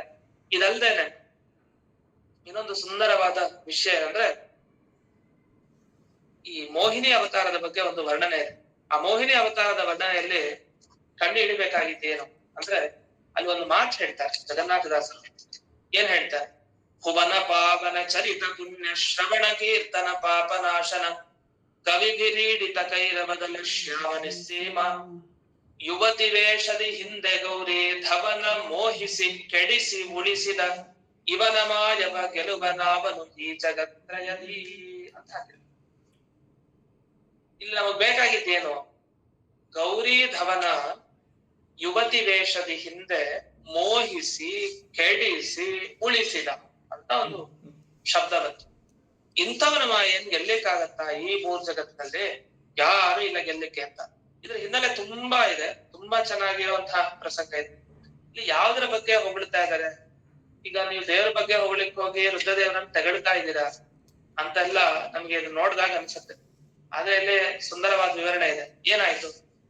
ದೇವ್ರ ಹತ್ರ ಹೋದ್ರು, ಯಾವಾಗ ಈ ಸಮುದ್ರ ಮಥನ ಆಯ್ತು, ಈ ಕಡೆ ಅಮೃತ ಬಂತು, ಅಮೃತವನ್ನೆಲ್ಲ ಬಡಿಸಿದಾನೆ ಪರಮಾತ್ಮ. ಅಮೃತವನ್ನೆಲ್ಲ ಬಡಿಸಿ ಆದ್ಮೇಲೆ ಬಹಳ ಖುಷಿಯಾಗಿದೆ. ಏನ್ ಖುಷಿ ಆಯ್ತು? ರುದ್ರದೇವರಿಗೆಲ್ಲ ಆಯ್ತಂತೆ, ಎಂಥ ಮೋಹಿನಿ ರೂಪ ಇದಿರ್ಬೋದು, ಒಮ್ಮೆ ನೋಡ್ಬಿಡೋಣ, ಯಾಕೆ ದೈತ್ಯರಿಗೂ ಮೋಹಗೊಳಿಸಿದಂತೆ ಮೋಹಿನಿ ರೂಪ, ನೋಡ್ಬಿಡೋಣ ಅಂತ ರುದ್ರದೇವರು ಪಾರ್ವತಿ ದೇವಿ ಜೊತೆಗೆ ಮತ್ತೆ ಎಲ್ಲಾ ತಮ್ಮ ಭೂತಗಣಗಳು ಎಲ್ಲರ ಜೊತೆಗೆ ಹೋಗಿ ದೇವರ ಹತ್ರ ಹೋಗಿ ಕೇಳ್ತಾರೆ, ಒಮ್ಮೆ ತೋರ್ಸು ಸಾಕು. ಅವಾಗ ಭಗವಂತ ಹೇಳ್ತಾನಂತೆ, ನೋಡು, ನೀನು ಪರಮ ವೈರಾಗ್ಯ ಶಿಖಾಮಣಿ ಆಗಿರ್ಬೋದು, ಆದ್ರೆ ಅದಕ್ಕೂ ಮೀರಿದ ರೂಪ, ಅದನ್ನ ಬೇಡ, ಇದನ್ನ ನೋಡ್ಬೇಡ ನೀನು ಅಂತ ಹೇಳ್ತಾರೆ ಭಗವಂತ. ರುದ್ರದೇವರು ಹಠ ಮಾಡಿ ಕೂತ್ಕೊಳ್ತಾರೆ. ಹಠ ಮಾಡಿ ಕೂತ್ಕೊಂಡು ಆಯ್ತು ರೂಪ ತೋರಿಸ್ತೀನಿ ಅಷ್ಟೊತ್ತಿಗೆ ಒಂದು ಕ್ಷಣದಲ್ಲಿ ಭಗವಂತ ಮಾಯೆ ಕಣ್ಣು ಕಾಣಿಸ್ತಾ ಇಲ್ಲ. ಅಷ್ಟೊತ್ತಿಗೆ ದೂರದಲ್ಲೇ ಒಂದು ಉದ್ಯಾನವನ, ಅಲ್ಲಿ ಕಾಣ್ತಾ ಇದೆ ರೂಪ, ಬಂಗಾರದ ಬಳ್ಳಿ ಅಂತೆ. ಆ ತರ ಭಗವಂತನ ದೇಹ ಅಂತೆ, ಸಣ್ಣಕ್ಕಿರೋ ದೇಹ ಬಳಕಿಸಿಕೊಂಡು ಚೆಂಡಾಟ ಆಡ್ಕೊಂಡು ಬರ್ತಾ ಇದೆ ಆ ರೂಪ. ರುದ್ರದೇವರು ನೋಡಿ ಮೈ ಮರೆತು ಹೋಗ್ಬಿಟ್ಟಿದ್ದಾರೆ. ಪಕ್ಕದಲ್ಲಿ ಪಾರ್ವತಿ ದೇವಿ ನೋಡ್ತಾ ಇದ್ದಾಳೆ. ನೋಡಿದ್ರು ನೋಡ್ತಾನೆ ಇಲ್ಲ, ಅರಿವೇನೇ ಇಲ್ಲ. ಎಲ್ಲಾ ಭೂತ ಗಣಗಳು ನೋಡ್ತಾ ಇದ್ದೇವಂತೆ, ಯಾರಿಗೂ ಮೋಹ ಆಗ್ಲಿಲ್ಲ. ಆಶ್ಚರ್ಯ ನೋಡಿ, ಪಾರ್ವತಿ ದೇವಿ ಮೋಹ ಆಗ್ಲಿಲ್ಲ, ಭೂತ ಗಣಗಳು ಹಾಗೆ ಇದೆ. ಮೋಹ ಆಗಿದ್ ರುದ್ರದೇವ್ರಿಗೆ ಮಾತ್ರ. ಇದು ಎಂಥ ಒಂದು ಆಶ್ಚರ್ಯ! ಪರಮ ವೈರಾಗ್ಯ ಶಿಖಾಮಣಿ ಅದು ರುದ್ರದೇವರಿಗೆ ನೋಡೋಗ್ತಾ ಇದೆ, ಅಕ್ಕಪಕ್ಕದವ್ರು ಹಾಗೆ ಕೂತಿದ್ದಾರೆ. ನೋಡ್ಕೊಂಡು ಹೋಗ್ತಾ ಇದ್ರೆ ನಾಚಿಕೆಯಲ್ಲೇ ಆ ಹೆಣ್ಣಿನ ಬಗ್ಗೆ ಅಂದ್ರೆ ಮೋಹಿನಿ ಅವತಾರ ಏನಾಯ್ತು, ಮೋಹಿನಿ ಬಗ್ಗೆ ಹೋಗಿದ್ದಾರೆ. ಆಗ ಹೇಳ್ತಾರೆ ಒಂದ್ ಮಾತು, ಏನಂದ್ರೆ ನಿಜವಾಗಿ ರುದ್ರದೇವರ ಶಕ್ತಿ ಎಷ್ಟಿತ್ತು ಅಂದ್ರೆ, ಅವರು ಯಾವಾಗ ಮದುವೆ ಆಗಲ್ಲ ಹೊಸದಾಗಿ ಪಾರ್ವತಿ ದೇವಿಯ ಜೊತೆಗೆ, ಮದುವೆ ಆದಾಗ ಒಂದು ವೀರ್ಯ ಸ್ಖಲನ ಆಗಿಲ್ಲ. ಯಾಕೆ ರುದ್ರದೇವರಿಗೆ ಎಷ್ಟು ವರ್ಷ ಹೇಳ್ತಾರೆ, ಅವ್ರು ಊರ್ಧ್ವರೇತಸ್ಕ ರುದ್ರದೇವರ ಚಿಂತನೆಯನ್ನ ಮಾಡಿದ್ರೆ ವೈರಾಗ್ಯ ಅತ್ಯಂತ ಬಹಳ ಮನಸ್ಸು ಹಾಗಿರುತ್ತೆ, ಏಕಾಗ್ರವಾಗಿರುತ್ತೆ ನಾವು. ಅಂತ ರುದ್ರದೇವರು ಹೊಸದಾಗಿ ಪಾರ್ವತಿ ಜೊತೆ ವಿಹಾರ ಮಾಡ್ಲಿಕ್ಕೆ ಹೊರಟಂತೆ ಮದುವೆ ಆದ್ಮೇಲೆ. ವಿಹಾರ ಮಾಡಿದ್ರೆ ದೇವಮಾನದ ಪ್ರಕಾರ 1,000 ವರ್ಷ ಕಾಲ, ಅಂದ್ರೆ ಮನುಷ್ಯರ ಪ್ರಕಾರ ಎಷ್ಟು ವರ್ಷ ಅಂದ್ರೆ ಅವರು ತಿರುಗಾಡಿದ್ದು ಪಾರ್ವತಿ ದೇವಿಯ ಜೊತೆಗೆ 3,60,000 ವರ್ಷ ಅಂತೆ. 3,60,000 ವರ್ಷ ಇಷ್ಟು ಕಾಲ ತಿರುಗಾಡಿದ್ದಾರೆ. ಆದ್ರೆ ವೀರ್ಯ ಮಾತ್ರ ಸ್ಖಲನ ಆಗಿಲ್ಲ. ಯಾರ್ದು? ರುದ್ರದೇವರು. ಎಂಥ ಅದ್ಭುತ, ಎಂಥ ವಿರಕ್ತಿ ಇರ್ಬೇಕು ರುದ್ರದೇವರಿಗೆ. ಅಷ್ಟು ಪಾರ್ವತಿ ಅಂತ ಸುಂದರ ಸ್ತ್ರೀ ಜೊತೆ ವಿಹಾರ ಮಾಡಿದ್ರು, ಒಂದು ಸಲಿನೂ ವೀರ್ಯಸ್ಖಲನ ಆಗಿಲ್ವಂತೆ ಅಷ್ಟು ವರ್ಷದಲ್ಲಿ. ಇಷ್ಟು ಶಕ್ತಿ ಅವ್ರಿಗೆ. ಆದ್ರಿಂದಲೇ ಅವ್ರನ್ನ ಬೇಡ್ಕೊಂಡ್ರೆ ನಮ್ಗೆ ವೈರಾಗ್ಯ ಸಿಗುತ್ತೆ ಅಂತ. ತುಂಬಾ ಮನಸ್ಸು ಹತೋಟಿಯಲ್ಲಿರುತ್ತೆ, ಎಲ್ಲೆಲ್ಲೋ ಹೋಗಲ್ಲ ಅಂತ. ಇಷ್ಟು ಇದ್ದ ರುದ್ರದೇವರು ತಾವು ಮೋಹಿನಿಯ ಹಿಂದೆ ಒಂದು ಕ್ಷಣ ಓಡೋಷ್ಟೊತ್ತಿಗೆ ರೇತಸ್ಖಲನ ಆಗೋದು, ವೀರ್ಯಸ್ಖಲನ ಆಗೋಯ್ತು. ಅವಾಗ ಅನ್ಕೊಳ್ತೀವಿ, ಛೇ ಇದು ದೊಡ್ಡ ತಪ್ಪಾಗೋಯ್ತಲ್ಲ ಅಂತ. ಯಾಕೆಂದ್ರೆ ಆಕಾಶದಲ್ಲಿ ವೀರ್ಯಸ್ಖಲನ ಆಯ್ತು ಅಂದ್ರೆ ದೊಡ್ಡ ಅಪರಾಧ.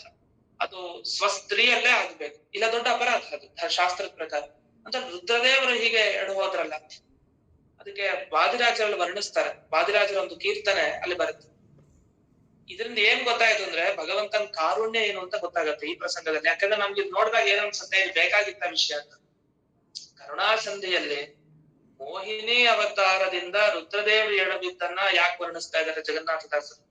ಕೆಡಿಸಿ ಅಂತ ಹೇಳ್ತಾರೆ. ಇದು ಮೋಹಿಸಿ ಕೆಡಿಸಿ, ಇಲ್ಲೇನ್ ಕಾರುಣ್ಯ ಬಂತು? ರುದ್ರದೇವರ ಮರ್ಯಾದೆ ಹೋಯ್ತಲ್ವಾ? ಮತ್ತೆ ಮೋಹಿಸಿ ಕೆಡಿಸಿ ಅಂತ ಹೇಳಿದ್ದಾರೆ, ಉಳಿಸಿದ ಅಂತ ಬೇರೆ.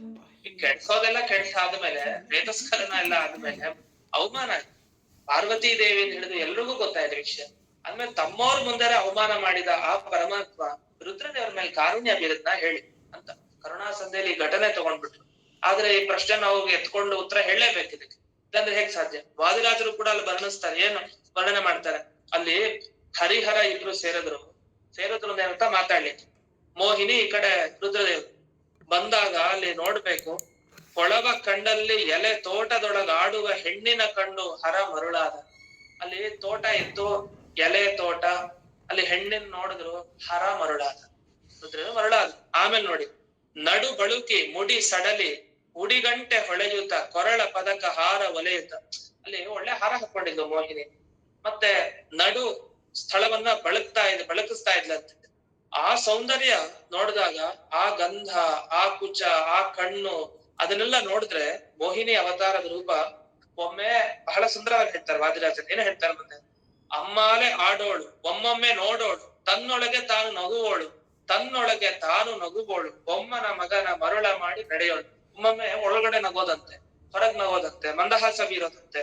ಎಷ್ಟಾಗೋಯ್ತು ಅಂದ್ರೆ ಕೊನೆಗೊಂದು ಮಾತು ಹೇಳ್ತಾರೆ ಇಲ್ಲಿ, ವಾರೆ ಗಣ್ಣಿನಿಂದ 3 ಕಣ್ಣ ಹರ ಮರುಳಾದ.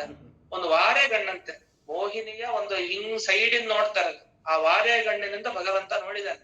ಇವ್ರು 3 ಕಣ್ಣು ಕಾಮದಿಂದ ಕೊಟ್ಬಿಟ್ಟಿದ್ದಂತೆ ರುದ್ರದೇವಿ. ಅಯ್ಯಯ್ಯೋ, 3ನೇ ಕಣ್ಣು ತೆಗೆದಿದ್ದೆ ಮನ್ಮಥನ್ನ ಇದು ಮಾಡಿದ್ದೆ ಸುಡೋದಕ್ಕೆ. ಆ 3ನೇ ಕಣ್ಣು ಕಾಮದಿಂದ ಹೊಟ್ಟೋಯ್ತಾನೆ. ಇನ್ನು 3ನೇ ಕಣ್ಣನ್ನೇ ಗೆದ್ದು ಬಿಟ್ರು ಅಂತ ಮೋಹಿನಿ ಅವತಾರ. ಆ 3ನೇ ಕಣ್ಣು ಅಲ್ಲೇ ಹೋಗ್ಬಿಡ್ತು. ಕೈಯಲ್ಲಿ ತ್ರಿಶೂಲ ಇದೆಯಂತೆ, ಜಡೆ ಅವ್ರದ್ದು, ಕೆದರ್ಕೊಂಡ್ಬಿಟ್ಟಿದಾರಂತೆ. ಈ ಕಡೆ ಹೆಣ್ಣನ್ನು ಹುಡ್ಕೊಂಡು ಓಡ್ತಾ ಇದಾರಂತೆ ಯಾರು? ರುದ್ರದೇವರು. ಅಂಜಿಕೆ ಇಲ್ಲ, ಭಯ ಹೊರಟೋಗ್ಬಿಡುತ್ತೆ. ಪಾರ್ವತಿ ದೇವಿ ಪಕ್ಕಕ್ಕಿದ್ದಾಳೆ, ಏನ್ ಮಾಡ್ಲಿಕ್ಕೆ ಆಗ್ತಾ ಇಲ್ಲ. ಅಷ್ಟೆಲ್ಲ ಅಷ್ಟೊತ್ತೆ ಕೊನೆಗೆ ಒಂದು ತಮಾಷೆಯ ಮಾತನ್ನ ಹೇಳ್ತಾರೆ, ಭೂಮಿಯನ್ನೆಲ್ಲ ಈರಡಿ ಮಾಡಿದ ಆಲದ ಎಲೆ ಮೇಲೆ ಮಲಗಿದ ಶ್ರೀ ಹಯವದನ. ಕೊನೆಗೆ ಆಲದ ಮೇಲಿನ ಎಲೆ ಮೇಲೆ ಮಲಗಿರೋ ಮಗು ರೂಪ ದರ್ಶನ ಆಗುತ್ತೆ. ಅಂದ್ರೆ ದೇವ್ರ ದರ್ಶನ ಆಗುತ್ತೆ. ಇಲ್ಲಿ ಒಂದೊಂದ್ ಕಡೆ ಒಬ್ಬೊಬ್ರು ದಾಸರಾಯರು ವರ್ಣನೆ ಮಾಡ್ತಾರೆ. ಈಗ ಶ್ರೀಪಾದರಾಜರು ಶಂಖಚಕ್ರ ಗದಾಧಾರಿಯನ್ನು ವರ್ಣನೆ ಮಾಡ್ತಾರೆ. ಕೊನೆಗೆ ರುದ್ರದೇವರು ಸೆರಗ ಪಿಡಿಯಲು ದರ್ಶನ ಆಗೋಯ್ತು, ಶಂಖಚಕ್ರ ಗದಾಧಾರಿ. ಅಯ್ಯೋ ಅಂತ ಸಾಷ್ಟಾಂಗ ನಮಸ್ಕಾರ ಮಾಡಿದ್ರು ರುದ್ರದೇವರು ಅಂತ ಕೇಳ್ತೀವಿ. ಇದೊಂದು ಪ್ರಸಂಗ. ಇವರೆಲ್ಲ ಆಲದ ಎಲೆ ಮೇಲೆ ಮಲ್ಕೊಂಡ್ ಬಿಟ್ಟಿರ್ತಾರೆ, ದೇವ್ರು ತನ್ನ ರೂಪ ತೋರಿಸ್ತಾ. ಛೇ, ದೇವ್ರ ರೂಪ ಇದೆ, ನಾವ್ ಯಾರು ಇಲ್ಲ ಅವನ ಮುಂದೆ ಅಂತ ರುದ್ರದೇವ್ರಿಗೆ ಅರ್ಥ ಆಯ್ತು ಅಂತ. ಇಷ್ಟೆಲ್ಲ ನಮ್ಗೆ ಗೊತ್ತಾಯ್ತು. ಒಂದು ಕಥೆಯ ಪ್ರಕಾರ, ಭಾಗವತಲ್ಲಿ ಹೇಳೋ ಪ್ರಕಾರ ನೋಡಿದ್ರೆ ಅವರ ರೇತಸ್ಖಲನ ಆಗ್ಲಿಕ್ಕೆ ಸಾಧ್ಯ ಇಲ್ಲ. ಅರ್ಥ ವೈರಾಗ್ಯ ಶಿಖಾಮಣಿಗಳು ಪಾರ್ವತಿ ಜೊತೆ ವಿಹಾರ ಮಾಡಿದ್ರು. ಆದ್ರೆ ಇನ್ನೊಮ್ಮೆ ಒಂದು ಕ್ಷಣದಲ್ಲಿ ಹೀಗಾಗೋಯ್ತು. ಅದು ಏನು, ಆ ಸ್ತ್ರೀಯನ್ನ ಅನುಸರಿಸ್ಕೊಂಡು, ಆದ್ರೆ ಮೋಹಿನಿಯನ್ನ ಹಿಂದಕ್ಕೆ ಹೋಗಿ ಅವಳ ಜುಟ್ಟು ಕೇಶಪಾಶನ ಹಿಡಿತಾರಂತೆ. ಹಿಡಿದು ರುದ್ರದೇವರು ತಾವು ಭಗವಂತನ ಬಳಿ ಸಮೀಪಕ್ಕೆ ಹೋಗ್ತಾರೆ. ಅದು ದೇವ್ರ ಏನ್ ಮಾಡ್ತಾನೆ ಅಂದ್ರೆ ಆ ಕೇಶಪಾಶ ಕೈ ಹಾಕಿದಾರಲ್ಲ ರುದ್ರದೇವ್ರ, ಅದನ್ನ ಬಿಡಿಸ್ಕೊಂಡು ಓಡ್ ಹೋಗ್ತಾಳಂತೆ. ಎಷ್ಟು ಪ್ರಯತ್ನ ಮಾಡಿದ್ರು ಮನೋವೈಕಲ್ಯ ಆಗ್ತಾ ಇದೆ, ರುದ್ರದೇವ್ರಿಗೆ ಆಗ್ತಾ ಇಲ್ಲ. ಅವಾಗ ವೀರಸ್ಕರಣ ಆಗೋಯ್ತು ಅಂತ ವರ್ಣನೆ ಮಾಡಿದ್ದಾರೆ. ಆದ್ರೆ ಇದು ಕೆಡಿಸಿದ್ದಾಗೋಯ್ತಲ್ಲ, ಈ ಕಾರುಣ್ಯ ಎಲ್ಲಿ ಬಂತು ಅಂದ್ರೆ, ಆ ಕಾರುಣ್ಯ ಏನು ಅಂತಂದ್ರೆ ಭಾವಪ್ರಕಾಶಿಕ ಅಂತ ಒಂದು ಟಿಪ್ಪಣಿ ಇದೆ ಇಲ್ಲಿ, ಅಲ್ಲಿ ಹರಿಕಥಾಮೃತ ಸಾರಕ್ಕೆ. ಆ ಭಾವಪ್ರಕಾಶಿಕ ಟಿಪ್ಪಣಿ ಸಂಕರ್ಷಣ ಒಡೆಯರು ವಿವರಣೆ ಮಾಡ್ತಾರೆ. ಅದ್ರಲ್ಲಿ ಅದಾದ ನಂತರ ಸಿಗೋ ಭಾವಪ್ರಕಾಶಿಕ ಅಂತ ಒಂದು ಟಿಪ್ಪಣಿ. ಅಲ್ಲೇನ್ ಹೇಳ್ತಾರೆ ಅಂದ್ರೆ, ನೋಡಿ, ಯಾವಾಗ ಮೋಹಿನಿಯನ್ನ ನೋಡಿ ರುದ್ರದೇವರಿಗೆ ಹೀಗ ಆಯ್ತಲ್ಲ, ಆದಾಗ ಅವರ ವೀರ್ಯ ಸ್ರಾವ ಎಲ್ಲೆಲ್ಲ ಆಯ್ತಲ್ಲ, ಅದ್ ಏನಾಯ್ತು ಅಂತ ತಿಳ್ಕೊಂಡ್ರೆ ನಂತರ ಅದು ಯಾವ್ದೋ ಸಾಮಾನ್ಯ ಮನುಷ್ಯರದ ಬಗ್ಗೆ ಯೋಚನೆ ಮಾಡೋ ತರ ಅಲ್ಲ, ಇದು ದೇವತೆಗಳು, ರುದ್ರದೇವರದ್ದು. ಹೇಗೆ ಇದು ಅಂದ್ರೆ, ಭಗವಂತನಿಗೂ ಕೈ ಕಾಲು ಎಲ್ಲಾನು ಇದೆ, ಅವನಿಗೂ ಅನೇಕ ವಿಸರ್ಜನೇಂದ್ರಿಯಗಳು ಇರುತ್ತೆ, ಎಲ್ಲ ಇರುತ್ತೆ.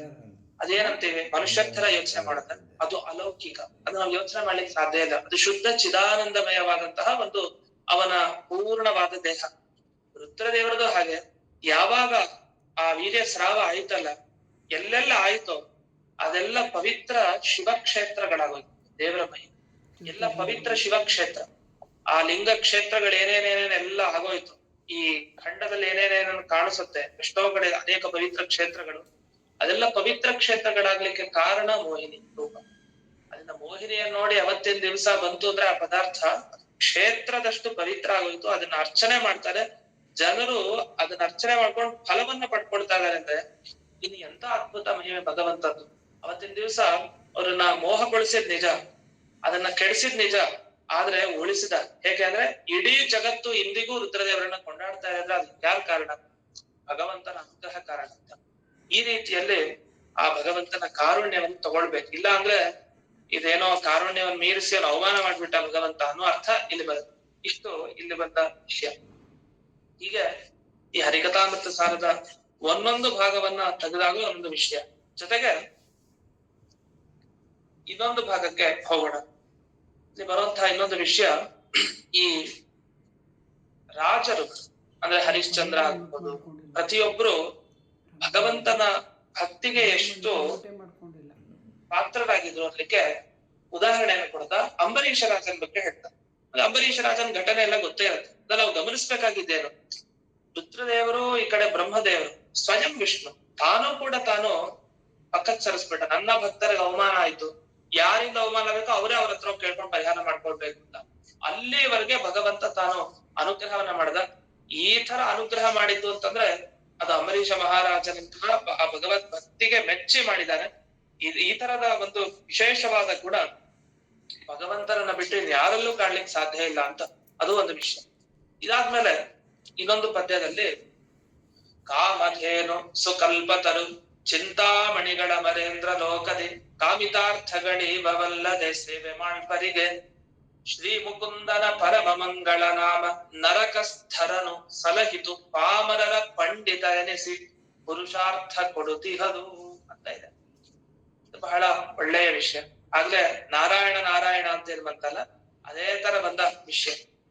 ಇದ್ರ ಬಗ್ಗೆ ಇನ್ನೊಂದು ಒಳ್ಳೆಯ ಅಪರೂಪದ ವಿಷಯ ಇದೆ. ಏನು ಈಗ ಸಾಧಾರಣವಾದ ಈ ಶ್ಲೋಕ ಪದ್ಯಕ್ಕೆ ಅರ್ಥ, ಕಾಮಧೇನು ಚಿಂತಾಮಣಿ ಕಲ್ಪವೃಕ್ಷ. ಕಾಮಧೇನು ಅಂದ್ರೆ ಈ ಪ್ರಾಣಿಗಳಲ್ಲಿ ಕಾಮಧೇನು ಶ್ರೇಷ್ಠ, ಸರಿ. ಚಿಂತಾಮಣಿ ಅಂದ್ರೆ ಜಡ ಪದಾರ್ಥಗಳಲ್ಲಿ ಚಿಂತಾಮಣಿ ಶ್ರೇಷ್ಠ. ಇನ್ನು ಸ್ಥಾವರ ಪದಾರ್ಥ, ನಿಲ್ಲೋ ಪದಾರ್ಥಗಳು ಅಂದ್ರೆ ಮರಗಳಲ್ಲಿ ಕಲ್ಪವೃಕ್ಷ ಶ್ರೇಷ್ಠ. ಕಲ್ಪವೃಕ್ಷ, ಕಾಮಧೇನು, ಚಿಂತಾಮಣಿ. ಹೊಸದ ಚಿಂತಾಮಣಿ ಅನ್ನೋ ಶಬ್ದದ ಬದಲು ಚಿಂತಾಮಯ ಅಂತ ಬಳಸಿದ್ದಾರೆ. ಅನೇಕ ಕಡೆ ಬಳಸಿದಾಗ ಚಿಂತಾಮಯ ಅಂತ ಇದೆ, ಚಿಂತಾಮಣಿ ಅಂತ ಇಲ್ಲ. ಮಯ ಅಂದ್ರೆ ಪ್ರಧಾನ. ಈಗ ಹೇಗಂದ್ರೆ ಅನ್ನಮಯ, ಇದು ಸಿಹಿಮಯ, ಕಹಿಮಯ ಅಂತ ಹೇಳ್ತೀವಲ್ಲ, ಪ್ರಧಾನ ಅಂತ. ನಮ್ಮ ಚಿಂತೆಗಳನ್ನೆಲ್ಲ ಪ್ರಧಾನವಾಗಿ ಕಳೆಯುವಂತ ಇದು ಮಣಿಗೆ ಚಿಂತಾಮಯ ಅಂತ ಕರೀತಾರೆ. ಆ ಶಬ್ದನ ಹೆಚ್ಚು ಬಳಸ್ತಾರೆ. ಅಂದ್ರೆ ನಮ್ಗೆ ಲೋಕದಲ್ಲ ಚಿಂತಾಮಣಿ ಅಂದದ್ದು ಅದು ಪ್ರಸಿದ್ಧಿ ಬಂದ್ಬಿಟ್ಟಿದೆ. ಸಂಸ್ಕೃತದಲ್ಲಿ ಅದನ್ನ ವಿವರಣೆ ಕೊಡ್ತಾ ಚಿಂತಾಮಯ ಅಂತ ವಿವರಣೆ ಕೊಟ್ಟಿದ್ದಾರೆ. ಅಂತೂ ಇಲ್ಲಿ ಕಲ್ಪವೃಕ್ಷ, ಕಾಮಧೇನು, ಚಿಂತಾಮಯ ಇದೆಲ್ಲ ವರ ಕೊಡುತ್ತೆ. ಎಲ್ಲಿರೋರು ವರ ಕೊಡುತ್ತೆ ಇದೆಲ್ಲ. ಇವುಗಳ ಕೇಳಿ ವರ ಪಡ್ಕೊಳ್ಬೇಕು ಅಂದ್ರೆ ನೀವು ಸ್ವರ್ಗಲೋಕಕ್ಕೆ ಹೋಗ್ಬೇಕು. ಇಲ್ಲಿದ್ದು ಕಲ್ಪವೃಕ್ಷ ನನಗೆ ಅನುಗ್ರಹ ಮಾಡು ಅಂದ್ರೆ ಅದೇನ್ ಮಾಡುದು, ಕಾಮಧೇನು ನನಗೆ ಅನುಗ್ರಹ ಮಾಡಲ್ಲ. ಮತ್ತೆ ಚಿಂತಾಮಣಿ ಹತ್ರ ಕೇಳಿದ್ರೆ ಚಿಂತಾಮಯ ನನಗೆಲ್ಲ ನನ್ ಚಿಂತನೆ ಕಳಿ ಮಾಡಲ್ಲ. ಅದನ್ನೇ ಹೇಳ್ತೇನೆ, ಕಾಮಿತಾರ್ಥಗಳೀವಲ್ಲದೆ ಸೇವೆ ಮಾಡಿದವರಿಗೆ, ಯಾರಿಗೆ ಸೇವೆ ಎಲ್ಲಿದ್ದು ಸೇವೆ ಮಾಡೋರಿಗೆ ಕೊಡೋದು? ಅಮರೇಂದ್ರ ಲೋಕದಿಂದ. ದೇವೇಂದ್ರ ಲೋಕದಲ್ಲಿ ನೀವಿದ್ದು ಸೇವೆ ಮಾಡಿದ್ರೆ ಇದೆಲ್ಲ ಫಲ ಕೊಡುತ್ತೆ, ಇಲ್ಲಾಂದ್ರೆ ನಿಮಗ್ ಫಲ ಕೊಡಲ್ಲ. ಆದ್ರೆ ದೇವರ ನಾಮ ಹಾಗಲ್ಲ. ನರಕಸ್ಥರನು ಸಲಹಿತು. ಕೂಗಿದ್ದು ನಾರದರು ಹೋಗಿ ನರಕದಲ್ಲಿ ಯಾವ್ದೋ ಒಂದ್ ಬಂಡೆ ಮೇಲೆ ನಿಂತ್ಕೊಂಡು ಕೂಗಿದ್ದಾರೆ. ಯಾವ್ದೋ ಏನು ಸ್ವರ್ಗಲೋಕದಲ್ಲಲ್ಲ, ಅಲ್ಲಿ ಕೂಗಿದ್ದು ನರಕದಲ್ಲಿ. ಅದು ನಾರದರು ನರಕದಲ್ಲಿ ಹೋಗಿ ರಾಮನಾಮ ಸ್ಮರಣೆ, ಗೋವಿಂದ ಹರೇ ಈ ತರ ಎಲ್ಲ ಕೂಗಿದ್ದಾರೆ. ಕೂಗಿದ್ರೆ ನರಕದಲ್ಲಿ ಉದ್ಧಾರ ಆಯ್ತು. ಅಂದ್ರೆ ದೇವರ ಹೆಸರಿಗೆ ಇಷ್ಟು ಶಕ್ತಿ ಏನಂದ್ರೆ ಆಯಾಯ ಕ್ಷೇತ್ರದಲ್ಲಿ ಹೋಗಿ ಬೇಡಿದ್ರೆ ಮಾತ್ರ ಫಲ ಅಂತಿಲ್ಲ. ಎಲ್ಲಿದ್ದು ಅವನು ರಾಮ ರಾಮ ಅಲ್ಲಿ, ಕೃಷ್ಣ ಕೃಷ್ಣ ಅಲ್ಲಿ, ಅವನು ತಕ್ಷಣ ಅವನಿಗೆ ಅದರ ಪರಿಹಾರ ಸಿಗ್ತಾ ಇತ್ತು.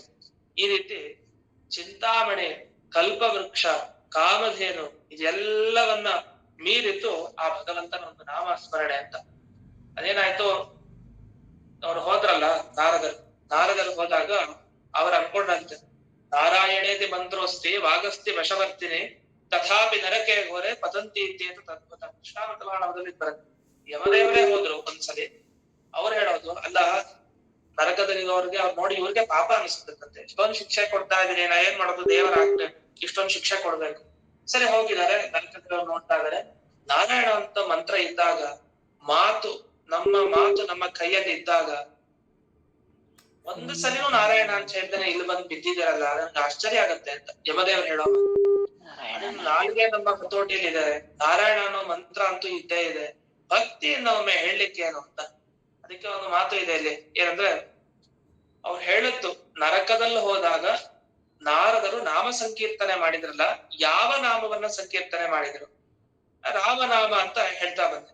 ರಾಮನಾಮ ಅಷ್ಟೆಲ್ಲ ಇನ್ನೂ ಅನೇಕ ನಾಮ, ಅದು ಯಾವ್ದು ನಿಜವಾಗಿದೆ? ಅದು ಗರುಡ ಪುರಾಣದಲ್ಲೂ ಆ ಶ್ಲೋಕಗಳು ಬರುತ್ತೆ. ಇಲ್ಲಿ ಆ ಶ್ಲೋಕವನ್ನ ಕೊಟ್ಟಿದ್ದಾರೆ. ಒಂದು ಶಾಂಡಿಲ್ಯ ತತ್ವದ 22ನೇ ಅಧ್ಯಾಯದಲ್ಲಿ ಬರುವಂತ ಶ್ಲೋಕ. ಏನು ನಾರದ ಹೇಳಿದ್ದು? ಗೋವಿಂದ ನಾರಾಯಣ ವಾಸುದೇವ ಮುಕುಂದ ಕೃಷ್ಣಾಚ್ಯುತ ಮಾಧವೇತಿ ನೃಸಿಂಹ ದೇವೇಶ ಹರೇ ಮುರಾರೇ ರಮೇಶ ಲೋಕೇಶ ಜಗನ್ನಿವಾಸ ಅನಂತ ವೈಕುಂಠ ದುರಂತ ಶಕ್ತೆ ಸಮಸ್ತ ಲೋಕಸ್ಯ ನಿಧಾನ ಮೂರ್ತೆ ನಿರಂಜನಾನಂತ ಗುಣಾಕರೇಶ ಚಿದ್ರೂಪ ನಿರ್ದೋಷ ಜಗದ್ವಿಹಾರ. ಇದೆಲ್ಲ ಹೇಳಿ ಕೊನೆಗೆ ದಾಶಾರ್ಹ ಕೃಷ್ಣ ಖಗವಾಹನ ವಾರಿಜಾಕ್ಷ ನಾರಾಯಣ ಅಖಿಲ ಗುರೋ ಜಗತಾಮಧೀಶ. ಈ ನಾಮ ಸಂಕೀರ್ತನೆ ಮಾಡಿದ್ದನ್ನು ಕೇಳಿದ್ದಕ್ಕೆ ನರಕದಲ್ಲಿರೋರಿಗೆ ನೇರ ಸದ್ಗತಿ ಆಯ್ತು. ಇದನ್ನ ನಾವು ಪ್ರತಿನಿತ್ಯ ವಿಶೇಷವಾಗಿ ಹೇಳ್ಕೊಳ್ಬೇಕು ಶ್ಲೋಕಗಳನ್ನ. ನಾರದರು ಏನು ಅಲ್ಲಿ ಶಾಸ್ತ್ರ ಪ್ರವಚನ ಮಾಡ್ತಾ ಕೊಡ್ಲಿಲ್ಲ, ಯಾವ್ದೋ ತಾತ್ವಿಕ ಪ್ರಮೇಯ ವಿಷಯ ಹೇಳ್ತಾ ಕೊಡ್ಲಿಲ್ಲ. ಅಲ್ಲಿ ಹೋಗಿ ಹೇಳ್ತಾ ಇದ್ದಿದ್ದು ಇಷ್ಟನ್ನ, ನಾರದರು ಹೇಳುವಂತ ಈ ನಾಮವನ್ನ ಕೇಳಿದ್ದಕ್ಕೆ ಸೀದಾ ವಿಮಾನ ಹತ್ಕೊಂಡು ಹೊರಟು ಒಂದು ಕ್ಷಣದಲ್ಲಿ ಅಷ್ಟೇ ಇದೆಲ್ಲಾಗಿ. ಇದು ಅಧಿಕ ಮಾಸದಲ್ಲಿ ನಾವು ಕೇಳ್ತಾ ಇದ್ವಿ ಇದ್ರ ಬಗ್ಗೆ, ಅಂತ ಒಳ್ಳೆ ಸೊಗಸಾದ ವಿಷಯ. ಇದನ್ನ ಪ್ರತಿನಿತ್ಯ ನಾವು ಹೇಳ್ಕೊಂತಾದ್ರೂ ಆಯ್ತು, ಸದ್ಗತಿ ದೊರೆಯೋದ್ರಲ್ಲಿ ಸಂಶಯನೇ ಇಲ್ಲ. ಅದಕ್ಕೆ ಕೊನೆಗೆ ಯಾರು ಹೋದ್ರೆ ಯಾರು ನಾರಾಯಣ ನಾರಾಯಣ ಅಂತ ಎಲ್ಲ ಮೆಸೇಜ್ಗಳು ಹಾಕ್ತಾರೆ. ಹಿನ್ನೆಲೆ ಏನ್ ವಸ್ತುತಃ ಇದೆ, ನಾರದರ ಅವತ್ತಿನ ದಿವಸ ಹೇಳೋ ನಾಮ ಇದನ್ನೆಲ್ಲ ಹೇಳಿ ಉದ್ಧಾರ ಮಾಡಿದ್ದಾರೆ. ನಾರಾಯಣ ನಾರಾಯಣ ಅಂದ್ರೆ ಸದ್ಗತಿ ಆಗತ್ತೆ. ಈ ದೃಷ್ಟಿಯಲ್ಲಿ ಅದನ್ನ ಹಾಕೋದು ಕೂಡ ಸರಿ. ಈಗ ನಮಗ್ ಒಂದೇ ಪ್ರಶ್ನೆ ಬಂತು, ಈಗ ಹರಿನಾಮ ನರಕದೇನೋ ಉದ್ಧಾರ ಮಾಡ್ತು, ಕಾಮಧೇನೋ ಉದ್ಧಾರ ಮಾಡಲ್ವಾ? ಅದು ಉದ್ಧಾರ ಮಾಡುತ್ತೆ, ಅದು ಅಲ್ಲೇ ಹೋಗ್ಬೇಕು ಅಂತ. ಈ ಹಿನ್ನೆಲೆಯಲ್ಲಿ ಹರಿನಾಮಕ್ಕೆ ಮಹತ್ವ ಕೊಟ್ರೆ ಯಾವ ತರ ಮಹತ್ವ ಅಂದ್ರೆ, ಅದು ನಾರದರು ತಾವು ಸಂಯಮಿನಿ ನಗರ ಅಂದ್ರೆ ಯಮದೇವರ ಪಟ್ಟಣಕ್ಕೆ ಹೋದಾಗ ಅಲ್ಲಿ ಅನೇಕ ಮುಕ್ತಿ ಯೋಗ್ಯರು ಇದ್ರು. ಆದ್ರೆ ಅವ್ರು ಏನೋ ಬೇರೆಯವರ ಈ ದುಷ್ಟರ ಸಹವಾಸ ಆದ್ರೆ ಕೆಡ್ತಾರಲ್ಲ, ಆ ತರ ಕೆಟ್ಟ ಹೋಗಿ ಸಂಘ ದೋಷ ಆಯ್ತು. ಅವ್ರು ಏನ್ ತಪ್ಪು ಮಾಡ್ತಾ ಇದ್ರು ಗೊತ್ತ? ಯಾವ ತಪ್ಪು ಮಾಡಿದ್ದಕ್ಕೆ ಅವ್ರು ಆ ನರಕಕ್ಕೆ ಹೋಗಿದ್ರು, ಇವರಲ್ಲಿ ಹೋಗಿ ಏನಕ್ಕೆ ಉದ್ಧಾರ ಮಾಡಿದ್ರು ಅನ್ಲಿಕ್ಕೆ. ನಮ್ಮ ಧರ್ಮಾಚರಣೆಯಲ್ಲಿ ನಾವ್ ಏನ್ ತಪ್ಪು ಮಾಡಬಾರ್ದು ಅಲ್ಲಿಕ್ಕೆ ಇದೊಂದು ಪ್ರಸಂಗ. ಈ ಸಂಘ ದೋಷದಿಂದ ಏನ್ ಮಾಡಿದ್ರು ಅಂದ್ರೆ ಏಕಾದಶಿ ತಿಂದ್ಬಿಟ್ರಂತೆ. ಏಕಾದಶಿ ತಿನ್ನೋದಿದೆಯಲ್ಲ ದೊಡ್ಡ ನರಕ ಫಲ. ಅದನ್ನ ಏಕಾದಶಿ ತಿನ್ನೋ ಹಾಗಿಲ್ಲ. ಏಕಾದಶಿ ಭೋಜನ ನಿಷೇಧ, ಅನ್ನವನ್ನ ತಿನ್ನೋ ಹಾಗಿಲ್ಲ. ಅವ್ರು ಮಾಡಿ ಏನ್ ಮಾಡ್ಕೊಂಡ್ರು, ಆ ನರಕದಲ್ಲಿರೋರು ಅಂಥ ನಾರದರ ಕಟ್ಟಾಗಿದ್ದವ್ರು ಎಂಥ ದೋಷ ಮಾಡಿದ್ರು ಅಲ್ಲಿಗೆ. ನರಕದಲ್ಲಿ ಕಾದ ಕಬ್ಬಿಣದ ದ್ರವ, ಕಾದ ಕಬ್ಬಿಣನೆಲ್ಲ ಚೆನ್ನಾಗಿ ಕರಗಿಸ್ಬಿಟ್ಟಿದ್ದಾರೆ, ಅದ್ರ ದ್ರವನ ಕುಡಿತಾ ಇದ್ದಾರೆ. ಅಂಥ ನರಕದಲ್ಲಿರೋರ್ನ ಇವರು ನಾರದರು ನೋಡಿದ್ದಾರೆ. ಸರಿ, ಮತ್ತೆ ಇನ್ನು ಎಂಥ ನರಕದಲ್ಲಿ ಅವ್ರನ್ನ ನೋಡಿದ್ದಾರೆ? ತಂದೆ ತಾಯಿ ದ್ವೇಷ ಮಾಡೋರೆಲ್ಲ ನರಕದಲ್ಲಿದ್ದಾರೆ, ಗುರುಗಳ ದ್ವೇಷ ಮಾಡೋರಿದ್ದಾರೆ. ಮತ್ತೆ ದಂಪತಿಗಳಿಗೆ ಈಗ ಡೈವರ್ಸ್ ಆಗುತ್ತಲ್ಲ, ಎಡವಟ್ ಮಾಡೋದು, ಇಬ್ಬರನ್ನ ವಿಭಾಗ ಮಾಡೋ ಕೆಲಸ ಯಾರು ಮಾಡ್ತಾರಲ್ಲ ಅಂಥವ್ರು ಆ ನರಕದಲ್ಲಿದ್ದಾರೆ. ಅಷ್ಟೇ ಅಲ್ಲ, ದೇವರಿಗೆ ನೈವೇದ್ಯ ಮಾಡದೆ ತಿಂತಾರಲ್ಲ ಅಂಥವ್ರು ಆ ನರಕದಲ್ಲಿದ್ದಾರೆ. ಅಷ್ಟೇ ಅಲ್ಲ, ಹರಿ ಕಥೆಯನ್ನ ಯಾರು ಕೇಳಲ್ಲ ಅಂಥವರೆಲ್ಲ ಆ ನರಕದಲ್ಲಿದ್ದಾರಂತೆ. ಮತ್ತೆ ದೇವರ ಮಂತ್ರ ಬಿಡ್ತಾರೆ, ಬೇರೆ ಕ್ಷುದ್ರ ದೇವತೆಗಳ ಹತ್ರ ಹೋಗಿ ಜಪ ಮಾಡಿ ಎಲ್ಲ ಮಾಡ್ತಾರೆ, ಇಂಥವ್ರು ಅಲ್ಲಿ ಶಿಕ್ಷೆ ಅನುಭವಿಸ್ತಾ ಇದೆ. ಹಾಗಾದ್ರೆ ಇಷ್ಟರಲ್ಲೇ ನಾವು ಯಾವ್ದನ್ನು ಮಾಡ್ಬಾರ್ದು, ಇದನ್ನೆಲ್ಲ ಬಿಟ್ಬಿಡ್ಬೇಕು. ಯಾಕಂದ್ರೆ ಅಂಥ ನರಕದಲ್ಲಿರೋರು ಯುದ್ಧ ಶಿಕ್ಷೆ ಪಡ್ತಾ ಇರೋರ್ಗೂ ಉದ್ಧಾರ ಮಾಡ್ತಾರೆ. ಯಾರು ನಾರದರ ಬಗ್ಗೆ ರಾಮನಾಮ ಇತ್ಯಾದಿಗಳನ್ನ ಹೇಳಿ ಅದನ್ನ ಈ ತಪ್ಪುಗಳನ್ನಂತೂ ಮಾಡೋ ಹಾಗಿಲ್ಲ.